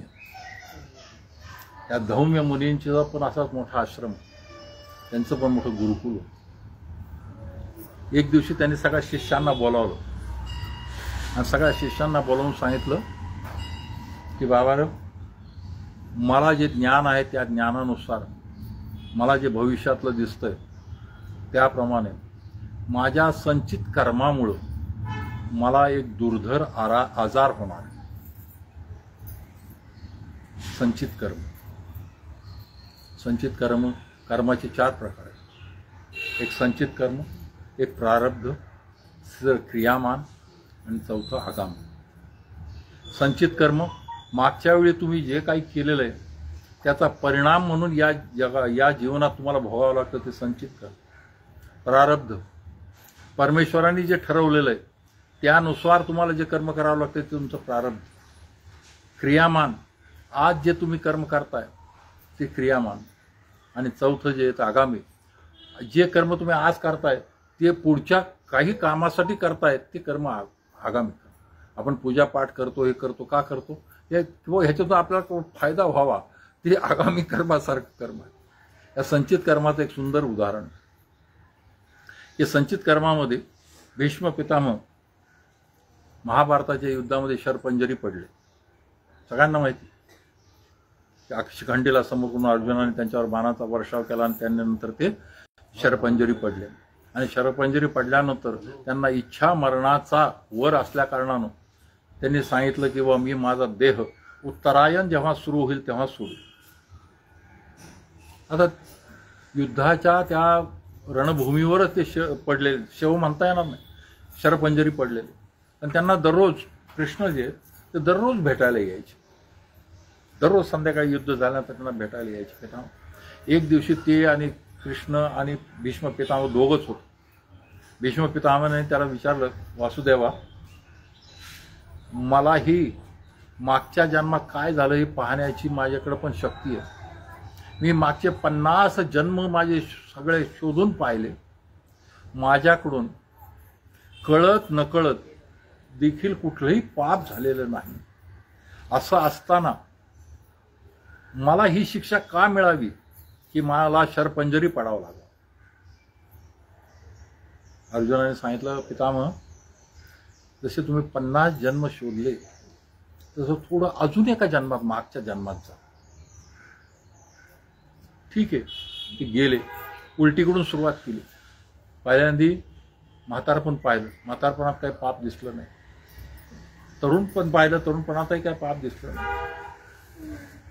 बाल्यावस्था, मुलापासून तरुण होण्यापर्यंत त्या ह्याच्यात त्यांना दिसलं. एक मुलगा, 11-12 वर्षाचा मुलगा, त्या काळातला, खांद्याला धनुष्यबाण लावलेलं, हातामध्ये बाण आहे, उड्या मारत चाललाय. चालता चालता त्याला रस्त्याच्या शेजारून सरडा जाताना दिसला. मुलांची जसे सवय असते काहीतरी कुडकुड करायची, त्याप्रमाणे त्याने काय केलं, तो बाण घेतला आणि त्या सरड्यामध्ये खुपसला, फिरवला आणि फेकून दिला. तो सरडा जाऊन पडला काट्याच्या झोपात. ते पाहिलं की भीष्मांनी कृष्णाला हात जोडले. वासुदेवा कळलं. मग कृष्णाने त्यांना सांगितलं, पितामह, त्या काट्याच्या ह्याच्यावर पडल्यानंतर जेवढे काटे त्या सरड्याच्या अंगात शिरले तेवढे बाण तुमच्या अंगात, आणि तो सरडा तुम्ही काट्यावर फेकला त्या दिवशीच मेला नाही. तो त्या ठिकाणी तळमळत राहिला होता. तो जितक्या दिवस तळमळत राहिला होता तितकेच दिवस तुम्ही शरपंजरी पडल्यानंतर उत्तरायण सुरू व्हायला आहेत. हे तुमचं संचित कर. तर आपली मूळ कथा चालली होती धौम्य ऋषींची. तर धौम्य ऋषींनी सांगितलं की असं संचित कर्म आहे ना, त्यामुळे मला एक दुर्धर आजार होणार आहे.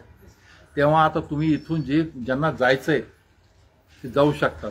कारण मला जो आजार होणार आहे तो कुष्ठरोगाचा यासारखा आजार आहे. माझ्या सगळ्या शरीराला जे रक्त व्हायला सुरुवात होईल, पू यायला सुरुवात होईल, माझ्याला दुर्गंधी यायला सुरुवात होईल. अशा वेळी तुम्ही इथे राहू शकणार नाही. तेव्हा ज्यांना कोणाला इथून जायचं असेल ते जाऊ शकतात. त्यातला एक शिष्य होता संदीपक. तो संदीपक पुढे आला आणि तो म्हणला, गुरुवर्य, काहीही हो, मी आपल्याजवळ राहणार, मी आपली सेवा करेन. त्याने सांगितलं, दीपका, माझी सेवा करणं इतकं सोपं नाही. आत्ता सेवा करणं, जेव्हा मी ठीकठाक आहे तेव्हा सेवा करणं सोपं आहे, पण जेव्हा मला असा दुर्धर आजार होईल त्यानंतर माझी मनस्थितीसुद्धा काय होईल हे सांगता येणार नाही. माझं सुद्धा माझ्यावर कंट्रोल असणार नाही. तेव्हा तू परत विचार कर. नाही म्हण, मी सगळी माझी श्रद्धा तुमच्या पायी वाहिलेली आहे, त्यामुळं मी तुमची ती सेवा करेन. ठीक आहे, तू म्हणे मला मग काशीला घेऊन चल. आणि त्याप्रमाणे संदीपकाने धौम्य ऋषींना घेऊन ते काशीला गेले. काशीला गेल्यानंतर काशीला जाऊन त्यांनी आपला एक स्वतःचं राहण्याची व्यवस्था केली. दोघं एका कुटीमध्ये राहायला लागले. आणि धौम्य ऋषीने सांगितलं त्याप्रमाणे हळूहळू धौम्य ऋषींच्या अंगावर ते कुष्ठ दिसायला लागलं. हळूहळू त्यांच्या अंगाला जी दुर्गंधी यायला सुरुवात झाली, पू निघायला लागला. पण दीपक कुठल्याही प्रकारे त्याचे हे न करता दररोज त्यांची सगळी साफसफाई करणं, दररोज त्यांची जागा हे करणं, त्यानंतर गावात जाऊन त्यांच्या भिक्षा आणून त्यांना दोन्ही वेळा जेवू घालणं, या सगळ्या गोष्टी करत. पुढं पुढं जसं जसं ह्या वेदना वाढत चालल्या तसं तसं धौम्य ऋषीसुद्धा अतिशय त्रागा करू लागले. कधी त्यांनी भिक्षा आणली तर ती फेकून द्यायची, जेवण आणलं फेकून द्यायची. आम्हाला काय गोडच काय नाही आणलं. कधी गोड आणलं तर म्हणायचे पुरतच नाही आणलं. कधी जास्त आणलं तर एवढं वाया का घालवलं, असं काही काही करून ते करतात. पण हा कधीही राग करायचा नाही. काशीमध्ये जाऊन सुद्धा काशी विश्वनाथाचं दर्शन त्यांनी घेतलं नाही, काशीची यात्रा केली नाही, आणि त्याच्या त्या गुरुच्या भक्तीवर, गुरुच्या सेवेवर प्रत्यक्ष काशी विश्वनाथ प्रसन्न झाला. आणि काशी विश्वनाथ प्रसन्न होऊन आपल्या मूळ रूपात तो दीपकापुढे येऊन उभा राहिला. आणि दीपकापुढे येऊन उभा राहिला, म्हणला, बाळा, तुझ्या भक्तीवर मी प्रसन्न झालोय, तेव्हा तू वर माग. तेव्हा मी स्वतः काही वर मागू शकत नाही, पण माझी इच्छा आहे की माझे गुरु ठीक व्हावे, परंतु त्याची परवानगी घेऊन मी येतो. असं म्हणून तो धौम्य ऋषींकडे आला. धौम्य ऋषींना त्यांनी सांगितलं की म्हणे, गुरुजी, काशी विश्वनाथ आलेले आहेत आणि ते म्हणतायत वर देतात. मी त्यांना म्हणलो की बा तुमचं जे आरोग्य आहे ते ठीक करणं चालेल का? म्हणजे नाही, कारण पापाची निष्कृती अशी होणार नाही. पापाची निष्कृती तेव्हाच होईल जेव्हा तो मनुष्य पाप ते भोगल, पापाचा जो त्रास आहे तो भोगल, तेव्हा तो त्या पापातून मुक्त होईल. अन्यथा हे पाप मला पुढच्या जन्मीत परत भोगावे लागतील. तेव्हा असं काही मागू नको म्हणे. तू गेला, त्यांनी विश्वनाथाला सांगितलं, बाबा रे, माझे गुरुजी सांगतायत नको. तेव्हा मला तुला काय माग, मला काहीच नको म्हणे. माझ्या गुरुजींना जे आहे ते सगळं, मला काही गरज नाही. शंकर जे आहेत आश्चर्यचकित झाले. कोट्यावधी वर्ष, लाखो वर्ष लोक तपश्चर्या करतात, मुनी तपश्चर्या करतात, ऋषी तपश्चर्या करतात, त्यांना मी दर्शन देत नाही, त्यांना मी वर देत नाही. ह्याला तर मी माझं त्यांनी नावही न घेता केवळ गुरुसेवेमुळे त्याच्याकडे गेलो आणि त्याला वर द्यायला लागलो तर तो वर सुद्धा घ्यायला तयार. म्हणून काशी विश्वनाथांनी बाकी सगळ्या देवांना बोलवून घेतलं आणि ती सगळी गोष्ट सांगितली. त्याच्यात विष्णू पण, विष्णू म्हणे असा कोण भक्त आहे, असा कोण शिष्य आहे, मलाही बघायचं. ते आले, ते पण आपल्या चतुर्भुज रूपात आले, कुठल्या दुसऱ्या रूपात नाही, चतुर्भुज रूपात त्या संदीपकासमोर येऊन उभे राहिले आणि त्याला म्हणे बाबा आधी भोलेनाथ आले होते, आधी काशी विश्वनाथ आले होते तुला वर द्यायला, आता मी आलोय, तेव्हा तुला काय पाहिजे, त्रिखंडाचं राज्य पाहिजे, काय पाहिजे, काय ते माग. दीपकाने काय उत्तर द्यावं. म्हणे बाबा रे, मी ना तुझी भक्ती केली, मी ना तुझ्याकडे आलो, तू बळबळ येऊन मला का वर देतो. नाही म्हणे मला तुला वर द्यायचाच आहे, काय वर द्यायचा ते तू आता मला सांग. मग त्याने वर मागितलं. त्याने वर काय मागावं की मला असा वर दे की माझ्या मनातली गुरुभक्ती कधीच कमी होऊन. म्हणला आणि मग तो वर देऊन विष्णू निघून गेले. हा आपल्या जेव्हा ह्याच्यात आला तिथे येऊन पाहतो तर दौम्य ऋषींची तेज पुंज काय. केवळ त्या संदीपकाचा उद्धार करण्यासाठी त्या गुरुनं एवढे कष्ट सोसलेत. त्यांचं कसलं पाप. जो मनुष्य त्रिकांडाचं ज्ञान राहतो त्याला कसलं पाप, त्याला कसलंही पाप नव्हतं. हे केवळ त्या संदीपकाला उद्धार व्हावा, आपल्या शिष्याचा उद्धार व्हावा म्हणून त्या गुरुनी स्वतःच्या अंगावर ते कुष्ठाचं आणि त्याचं सगळं रोग आपल्या अंगावर धारण केला होता. असं गुरु आणि शिष्य या दोघांची. आणखी एक ह्याची फार मस्त गोष्ट आहे. विष्णूने त्याला अजून एक आशीर्वाद दिलाय की पुढच्या अवतारामध्ये, एका अवतारामध्ये मी तुझा शिष्य होऊन येईल. त्या संदीपकाला विष्णूने काय आशीर्वाद दिला की तुझ्या पुढच्या एका अवतारामध्ये मी तुझा शिष्य होऊन येईल. आणि हा संदीपक द्वापार युगामध्ये सांदीपनीच्या नावाने जन्माला आला आणि कृष्ण त्यांच्या घरी शिष्य म्हणून. त्यामुळे ही कथा जी आहे त्या हिशोबाने गुरु आणि शिष्य या दोघांचेही महत्व सांगणारी कथा आहे.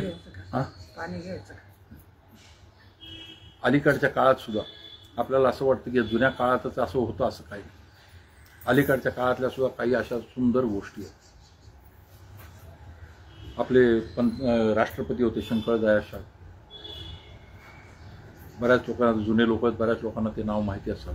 शंकर दयाळ शर्मा एकदा ते राष्ट्रपती असताना ते सौदी अरेबियाच्या दौऱ्यावर गेले होते.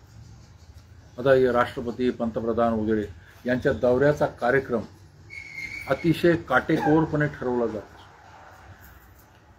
दिल्लीहून निघताना त्या ठिकाणी कोण कोण त्यांना वाटेला वालील, ज्या ठिकाणी पोहोचायचं त्या ठिकाणी त्यांना रिसीव्ह करायला कोण येईल, तिथून कोण कुठं त्यांची राहण्याची व्यवस्था केली जाईल, काय केलं जाईल, हे सगळं ठरलेलं असतं, सगळं लिहिलेलं असतं, सगळं फिक्स केलेलं असतं. त्यांची सौदी अरेबियाचे जे राजे आहेत त्या राजांशी त्यांची भेट ठरलेली होती. हे इथून निघाले. सौदी अरेबियाचा जो काय म्हणता येईल त्याला कल्चरल मिनिस्टर असतो, एक मिनिस्टर, त्यांनी एक मंत्री नियुक्त केलेला असतो किंवा ह्याला रिसीव्ह करण्यासाठी. त्यामुळे शंकर दयाळ शर्मांसाठी सुद्धा एक मंत्री नियुक्त केलेला होता सौदी अरेबियाचा. सौदी अरेबियामधले आपले जे राजदूत आहेत ते राजदूत ते दोघं एअरपोर्टवर येणार होते. राष्ट्रपती शंकर दयाळ शर्मांना ते रिसीव्ह करणार होते आणि रिसीव्ह केल्यानंतर ते तिथून घेऊन त्यांना त्यांच्या हॉटेलमध्ये घेऊन जाणार. ठरल्याप्रमाणे ते विमान सौदी अरेबियाच्या त्या विमानतळावर लँड झालं. मंत्री आणि ते राजदूत ते दोघंही विमानतळावर त्यांना हजर होते. आणि तेवढ्यात एक अतिशय मोठी काळ्या रंगाची कार जी वेगानं त्या विमानाकडे येताना दिसली. त्या मंत्र्यांनी जेव्हा पाहिलं तेव्हा त्यावेळी पाहिलं की ही कार तर जी आपल्या राजाची, जो राजा आहे तिथला जो शाह त्याची आहे. तो आश्चर्याचा झाला, हे कसं काय इकडं आलं. शंकर दयाळ शर्मा जसे उतरले तसंच ते गाडीचं दार उघडलं, त्या गाडीमधून त्या देशाचा जो राजा होता तो बाहेर आला. बाहेर आल्यानंतर ह्या दोघांच्या पुढं होऊन त्यांनी शंकर दयाळ शर्मांना रिसीव्ह केलं. हे दोघं पाहत बसले. कार्यक्रमात असं नव्हतं, एखाद्या देशाचा राजा किंवा एखाद्या देशाचा प्रमुख दुसऱ्या देशाच्या प्रमुखाला रिसीव्ह करायला शक्यतो येत नाही, अगदी रेअर गोष्टीमध्ये येत नाही. आणि दुसरी महत्त्वाची गोष्ट की शंकर दयाळ शर्मांना त्यांच्या हॉटेलवर घेऊन जाण्यासाठी दुसरी गाडी होती, ठेवलेली होती, परंतु तो पुढं गेला. शंकर दयाळ शर्मांना रिसीव्ह केलं, त्यांना आपल्याबरोबर घेतलं, आपल्या कारमध्ये आला, स्वतः कार चालवीत त्यांना तो आपल्या राजमहालात घेऊन गेला. हे सगळे आश्चर्यचकित झाले, काय. तो दिवस गेला, त्यांनी तिथंच राजवाड्यात, हॉटेलमधली व्यवस्था सगळी बाजूला राहिली, राजवाड्यामध्ये त्यांना शंकर दयाळ शर्मांना ठेवण्यात आलं. दुसऱ्या दिवशी ज्या ऑफिशियल भेटी आहेत त्या सगळ्या होत राहिल्या. त्या मंत्र्याला तर प्रॉब्लेम झाला. प्रॉब्लेम म्हणजे कसं की असं कसं झालं, की एकदम हे कसं झालं. शेवटी जेव्हा शंकर दयाळ शर्मांची व्हिजिट संपली, ते गेले, त्यानंतर त्या मंत्र्याने जाऊन विचारलं, म्हणजे सर हे काय. त्याने सांगितलं, तुझ्यासाठी ते भारताचे राष्ट्रपती आहेत, माझ्यासाठी माझे गुरु आहेत. मी त्यांच्याकडून दिल्ली युनिव्हर्सिटीमध्ये ते माझे शिक्षक होते आणि मी त्यांचा शिष्य होतो. त्यामुळे हा सन्मान जो आहे, एका राजाने दुसऱ्या देशाच्या राष्ट्रपतीला दिलेला नाही, तर एका शिष्याने एका गुरुला दिलेला सन्मान. या पद्धतीनं सुद्धा बाहेर अजूनही.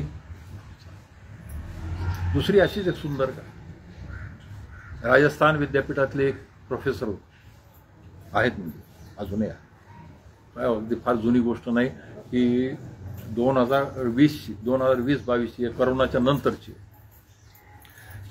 आणि त्यांच्या विषयाची एक मोठी कॉन्फरन्स, इंटरनॅशनल कॉन्फरन्स जपानमधल्या टोकियो शहरात. आणि त्या कॉन्फरन्ससाठी त्या प्रोफेसर शर्मांना आमंत्रण आलं. प्रोफेसर शर्मांना आमंत्रण आलं होतं. ते आमंत्रण येण्याचं कारण, प्रोफेसर शर्मांचे एक मित्र त्या कॉन्फरन्स आयोजित करणाऱ्यापैकी एक होते. ते गेले. कॉन्फरन्स होती 4, 5, 6 सप्टेंबर त्या वर्षी. 4, 5, 6 सप्टेंबर अशी 3 दिवस कॉन्फरन्स होती. ते 2 तारखेला पोहोचले. त्यांचे मित्र टोकियोवर त्यांना एअरपोर्टवर घ्यायला आले. त्यांना राहण्यासाठी हॉटेल वगैरे दिलं. 4 तारखेचं सगळं सेशन पूर्ण झाले. 5 तारखेच्या सेशनला सकाळी जायचं. त्यांचे मित्र त्यांना घ्यायला आले. घ्यायला आल्यानंतर त्यांनी मित्राला विचारलं, म्हणे अरे आज तर शिक्षक दिन, त्यामुळे आता कॉन्फरन्समध्ये काही कार्यक्रम असतील. ते म्हणे शिक्षक दिन नाही, म्हणे आम्ही नाही इथं साजरा करत शिक्षक दिन. मग त्यांच्या लक्षात आलं की बुवा आपल्याकडे जो शिक्षक दिन आपण साजरा करतो ते आपले पूर्व राष्ट्रपती राधाकृष्णन यांचा जन्मदिवस म्हणून साजरा करतो. त्यामुळे हा भारतापुरता मर्यादित असतो. म्हणून त्यांनी त्याला विचारलं की म्हणे ठीक आहे 5 सप्टेंबर नाही, परंतु तुम्ही तुमच्या देशात टीचर्स डे किंवा शिक्षक दिन साजरा करत असाल ना. नाही म्हणे आम्ही कधी साजरा करत नाही, वर्षात कधीच साजरा करत नाही. त्या प्रोफेसर शर्मांना आश्चर्य वाटलं की एवढा मोठा शिक्षणावर भर देणारा देश आणि या देशामध्ये शिक्षक दिन साजरा होत नाही, असं कसं होत असेल. पण नंतर कॉन्फरन्सच्या तिथं पोहोचले. दिवसभर कॉन्फरन्स होत राहिली. संध्याकाळी कॉन्फरन्सच्या टीच्या वेळी त्या मित्रांनी त्यांना सांगितलं की प्रोफेसर शर्मा आज माझ्या घरी जायचे जेवायला रात्री. तेव्हा ही कॉन्फरन्स संपली की आपण दोघंजण माझ्या घरी जाऊ. मग ठीक आहे, जुने मित्र आहेत. आता कॉन्फरन्सला निघायचं, म्हणे संपली कॉन्फरन्स, आता त्यांच्या घरी जायचं. घरी जाताना त्यांनी म्हटलं की अरे घरी चाललो आहे तर काही थोडे फळं किंवा मुलांसाठी काही घेऊन जाऊ. तर ठीक आहे. तेव्हा आपल्याला ह्यानी जायचं, मेट्रोनी जायचं. ठीक आहे. दोघं मेट्रोमध्ये बसले. टोकियो शहरातली ती मेट्रो. त्या मेट्रोमध्ये प्रचंड गर्दी प्रचंड. हे दोघं उभे राहिले. थोडा वेळ गेला आणि अचानकपणे ते प्रोफेसर शर्मा जिथं उभे होते त्या समोरचा जो बसलेला मनुष्य होता तो त्यांच्यापेक्षा वयाने जास्त होता. तरी तो उठून उभा राहिला. यू प्लीज सीट, तुम्ही बसा म्हणे. ह्याला समजे ना की समोरून जो उठतोय तो माझ्यापेक्षा वयाने जास्त आहे, तरी तो उठला. मग त्याच्या डोक्यामध्ये थोडे विचार आले की कदाचित आपण बाहेरच्या देशातून आलो त्यामुळे बाहेरच्या देशाच्या लोकांसाठी चांगलं वागायचं म्हणून तो उठला असेल. आजूबाजूला पाहिलं तर इतर देशाचे लोक होते. मलाच उठला. पण थोड्या वेळानंतर त्यांचं ठिकाण आलं, दोघं उतरल्यानंतर त्याने अरे म्हणे ते आपल्याला खाण्यात काहीतरी घ्यायचं, इथं स्टोअर दिसतं आपण जाऊ. नाही म्हणे मी तुला घेऊन जातो चल. म्हणून त्याने तो मेन रस्त्यावरचं होतं ते स्टोअर सोडलं, दुकान सोडलं, आतल्या दुकानात गेला. आणि त्या दुकानात गेल्यानंतर त्यांनी तिथं ओळख करून दिली, सामान घेतलं आणि पुन्हा ते आता पायी घराकडे चालले. घराकडे जात असताना त्यांच्या मित्राने त्याला सांगितलं, म्हणे मित्रा, सकाळी तू म्हणलास की तुमच्या देशामध्ये तुम्ही शिक्षक दिन साजरा करत नाहीत का? म्हणजे आम्ही असं एखाद्या दिवशी शिक्षक दिन साजरा करत नाही, आम्ही वर्षभर शिक्षक दिन साजरा करतो. तुला लक्षात आलं का की तू जेव्हा उभा होतास तेव्हा समोरच्या माणसाने तुला सीट का दिली? एवढ्या गर्दीत तुझ्यापेक्षा वयाने जास्त होता त्याची सीट का दिली? कारण तुझ्या गळ्यामध्ये जे आयडेंटिटी कार्ड होतं, त्या आयडेंटिटी कार्डमध्ये तुझं जी दिलेली माहिती त्यात तू प्रोफेसर शर्मा म्हणून लिहिलं. ते प्रोफेसर शब्द म्हणजे तू शिक्षक आहे. शिक्षकाला आदर देणं गरजेचं आहे, म्हणून तू मनुष्य उठून उभा आहे. दुसरी गोष्ट, तुला मी मेन रोडवरच्या स्टोअरमध्ये नेलं नाही, आतल्या दुकानात घेऊन गेलो. कारण त्या दुकानामध्ये वर्षभर शिक्षकांसाठी विशेष सूट असते. तिथं सुद्धा त्यांनी तुझं ते आयडेंटिटी कार्ड पाहून तुला सूट दिली. त्यामुळे वर्षभर आम्ही या शिक्षकांचं, याप्रमाणे बाकी देशामध्ये सुद्धा गुरुला एक विशिष्ट सन्मान, एक विशिष्ट हे. अजून एक कथा आहे. एक शिक्षिका होत्या, मुलगा होता, पती गेले, त्या शिक्षिका आहे आणि मुलगा होता. त्या मुलाला अमेरिकेला जायचं. तर अमेरिकेला जायचं म्हणून त्यांनी आपलं जे GPF वगैरे जे काय प्रॉव्हिडंट फंड वगैरे काढून, त्यालाही पैसे कमी पडल्यामुळं त्यांनी आपलं जे घर होतं ते विकलं आणि त्या ह्याच्यात राहू लागलं, भाड्याच्या घरात राहू लागलं. नोकरी होती तोपर्यंत चाललं. मुलगा तिकडे गेला, तिकडंच सेटल झाला, तिकडंच लग्न झालं. हळूहळू आईशी त्याने संपर्क कमी केला. पुढं परिस्थिती आता रिटायर झाल्यानंतर जे काय पैसा होता तोही झाला. हळूहळू पाहायलाही कुणी नाही. शेवटी त्यांना वृद्धाश्रमात भरती केली. वृद्धाश्रमात त्या राहत होत्या. वृद्धाश्रमात राहत असताना अचानकपणे त्यांना स्ट्रोक आला, अचानकपणे अटॅक आला. अटॅक आल्यानंतर जे वृद्धाश्रमावाले होते त्यांनी त्यांना सरकारी हॉस्पिटलमध्ये सरकारी हॉस्पिटलमध्ये भरती केलं. 3-4 दिवस त्या कोमामध्येच होत्या. कोमातून त्यांनी जेव्हा बाहेर आल्या आणि डोळे उघडले तेव्हा त्यांनी बघितलं की आपण सरकारी हॉस्पिटल नाही, एका खूप मोठ्या हॉस्पिटलमध्ये आहे. त्याच्या ICU समजा ना की आपण इथं कसे आहोत. तेवढा त्या ICUमध्ये त्यांच्या शेजारी उभा असलेला डॉक्टर समोर आला. मॅडम ओळखलं मला. आणि आता आधीच कोमातून आत्ताच बाहेर आलेल्या थोडं थोडं लक्षात येत आहे. त्यांनीच सांगितलं, मॅडम मी तुमचा 89 सालचा विद्यार्थी, तुमच्याकडे मी शिकलो. पण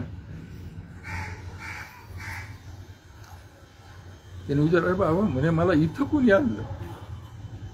अहो म्हणे तुम्हाला सरकारी हॉस्पिटलमध्ये भरती केलं होतं आणि आपला पाटील आहे ना, तो पाटील म्हणे ज्याला तो शिक्षणात जरा मागं पडला होता, त्याच्या 10वीसाठी तुम्ही त्याचे घरी पैसे न घेता एक्स्ट्रा क्लास घेतले होते आणि 10वी त्याची सुटली आणि त्यानंतर तो पोलिसात भरती झाला आणि त्याची दर दिवसाआड सरकारी हॉस्पिटलला ड्युटी असते. त्यामुळे सरकारी हॉस्पिटलला ड्युटी होती. तिथं त्यांनी तुला पाहिलं आणि तिथं पाहिल्यानंतर त्यांनी मला फोन केला. मग आम्ही आपले जेवढे विद्यार्थी होते त्यांना फोन केला. 75 जण जमा झाले म्हणे आणि सगळ्यांनी ठरवलं की तुम्हाला इथं आलं आणि मग तुम्हाला इथं आणलं. मग त्यांनी सगळी कथा सांगितली. तर एक चांगलं गुरुनी केलेलं काम एका मुलाने विचारलं नाही, पण 75 मुलं त्या बाईच्या मागे उभे राहिली. कशामुळं? तिच्या त्या शिक्षणामुळे, निस्वार्थपणे जे शिकवलं तिने. त्या गुरूंचे सुद्धा प्रकार आहेत. गुरूंचे पुराणामध्ये 12 प्रकार सांगितले. 12 प्रकारांमधला एक प्रकार आहे परिसगुरू. एखाद्या गुरुच्या नुसत्या स्पर्शानं किंवा एखाद्या गुरुच्या सहवासानं तुम्हाला मुक्ती कशी मिळेल? मध्य प्रदेशामधल्या जंगलामध्ये एक भिल्लांची वस्ती होती आणि त्या वस्तीमध्ये एक 7-8 वर्षाची मुलगी होती. ती एकदा संध्याकाळी दुपारच्या वेळी घरी आली, पाहिलं तर घरात त्या झोपडीच्या समोर 2 बोकड बांधलेले. तिने आईला विचारलं, हे बोकड कशासाठी आले? ती म्हणे, अगं तुझं लग्नाचं चाललंय आणि ते पाहुणे येणार, त्यांना तर बोकड खाऊ घालायला नको का? ती म्हणले, माझं लग्नासाठी त्या गरीब बोकडाचा जीव का घेता? मग त्या बोकडाचा जीव कशाला घेता म्हणे तुम्ही? आई म्हणली, माझ्याजवळ बोलली तर बोलली, तुझ्या बापाजवळ बोलून बघ, उभा चिरून काढील तुला. चुपचाप गप्प बस म्हणे आणि जे लग्न लावून देईल तिथं चुपचाप जा. आता ती पाहुणे दुसऱ्या दिवशी येणार आहे. रात्री दिवसभर तिच्या मनामध्ये प्रचंड विचार की माझ्यामुळे ह्या 2 निष्पाप जीवाची हत्या होणार आहे, काय करू काय करू. रात्र झाली, अंगणात झोपलेत सगळे, हिला काय झोप आहे ना. शेवटी मध्यरात्री तिचा निर्णय झाला. मध्यरात्री तिने ठरवून टाकलं की इथून निघून जायचं. मीच एकदा इथून निघून गेले की पाहुणे येण्याचा प्रश्न येणार नाही, बोकड कापायचा प्रश्न येणार नाही, त्या दोघांना जीवदान मिळत. मी इथून निघून जाईल. आणि तिथून ती रात्री पळत सुटली. जंगलातलीच मुलगी, जंगलाच्या वाटा तिला माहिती, त्यामुळं पळत सुटली. कुठपर्यंत पळती माहिती नाही, कुठं जायचंय माहिती नाही. हळूहळू जी रात्र संपत आली, दिवस उजाडायची वेळ आली. तिच्या डोक्यात जसं दिवस उजाडायला लागला तसं तिच्या डोक्यातही विचार यायला लागले की माझा बाप खतरनाक आहे, तो माझ्या मागं पाहायला माणसं पाठविल ना, ते स्वतः पण येईल आणि त्याच्या इतकं फास्ट मी काय पळू शकणार नाही. दिवसात मी नक्कीच पकडली जाईल. मग काय करावं? तिने एक झाड पाहिलं, उंचचे उंच झाड आणि डेरेदार झाड, ज्याच्यामध्ये आधी गच्च पानं भरलेले आहेत असं झाड पाहिलं. त्या झाडावर सरासर चढली आणि वरच्या फांदीवर पानांच्या आड जाऊन लपून बसली. दिवसभर तिथं बसले. खालून ते लोक तिला पाहायला पळत गेले, त्यांना काही दिसले नाही, पळत गेले. परत गेलेले पण पाहिले, सापडले नाही म्हणून. रात्र झाली. थोडा तिने अजून सुगावा घेतला, परत उतरली, परत पळायला लागली. परत रात्रभर पळली, पुढच्या मुक्कामाला पोहोचली. मग आता भूक लागली तर ते झाडाचा पालाच खाल्ला. असं करत करत शेवटी खूप दूर गेली. दूर गेल्यानंतर तिला एका ऋषींचा आश्रम दिसला. त्या आश्रमात तिथेही मी जर आश्रमात गेले आणि मी सांगितलं मी कोण आहे, ते धरून परत मला बापाची हवाली करते, मग तेही नको. पण आता इथंच आश्रमाच्या शेजारीच राहू असं म्हणून आश्रमाच्या शेजारच्याच उंच झाडावर लपून राहील. पहाटे उठायची, ब्राह्ममुहूर्त म्हणजे रात्री 2-2:30 वाजता उठायची, खाली यायची, सगळा आश्रम बिश्रम साफ करायची, झाडून घ्यायची, साफ करायची, जे काय करायचं थोडं पाणी बिणी प्यायची, जे काय करायचं परत झाडावर जाऊन बसायची. त्या ऋषींना आश्चर्य वाटलं की इतक्या दिवस तर हे आश्रम कोणी झाडून घेत नव्हतं, साफसफाई करत नव्हतं, अचानक कोण करायला लागलं. त्याला वाटलं आपले शिष्य कोणी करतायत. त्याने सगळ्या शिष्यांकडे विचारणा केली. एकही शिष्य सांगा किंवा मी केलं म्हणून. बरेच दिवस गेले, आश्रम टापटीप दिसायला लागला. ऋषींना समजा. शेवटी ऋषीने ठरवलं की आता आपण शोध घ्यायचा. त्यामुळे ती रात्री झोपलेच नाही. त्या नेहमीप्रमाणे ती मुलगी उतरली. मुलगी उतरल्यानंतर ती झाडून घ्यायला लागली. तेव्हा ती ऋषी समोर आले म्हणे, बाळ कोण आहेस तू आणि हे का करतेस? ती रडायला लागली. रडायला लागून तिने याची सगळी कहाणी सांगितली, काय झालं. ते म्हणे घाबरू नको, तू इथंच माझ्याजवळ राहा, मी तुला कोणाला हात लावू देणार. तिथं राहायला लागल्यानंतर तिचं काम एवढंच, सगळं आश्रमाची साफसफाई करायची, जे पडेल ते काम करायचं. हळूहळू स्वयंपाकही तिच्याकडे आला, स्वयंपाक करायला लागली. वयाने मोठी होत गेली. तरी तिचं सगळं गुरुची सेवा. मग गुरुची जी कुटी असायची, गुरु आणि गुरुमाईची जी कुटी असायची, ती कुटी सगळी साफ करायची, त्यांचं अंथरूण घालायचे, सकाळी उठल्यानं अंथरूण काढायचे, पूजेसाठी सगळं साहित्य त्यांना द्यायचं, फुलं आणून द्यायचे, असे सगळे कष्ट करत राहिले. पुढं त्या ऋषींचा शेवटचा काळ येईल. वय झाल्यानंतर कधीतरी शरीर ही काय सोडायचीच, पण त्यांना माहिती आहे आपल्याला कधी जायचं आणि कधी कसं जायचं.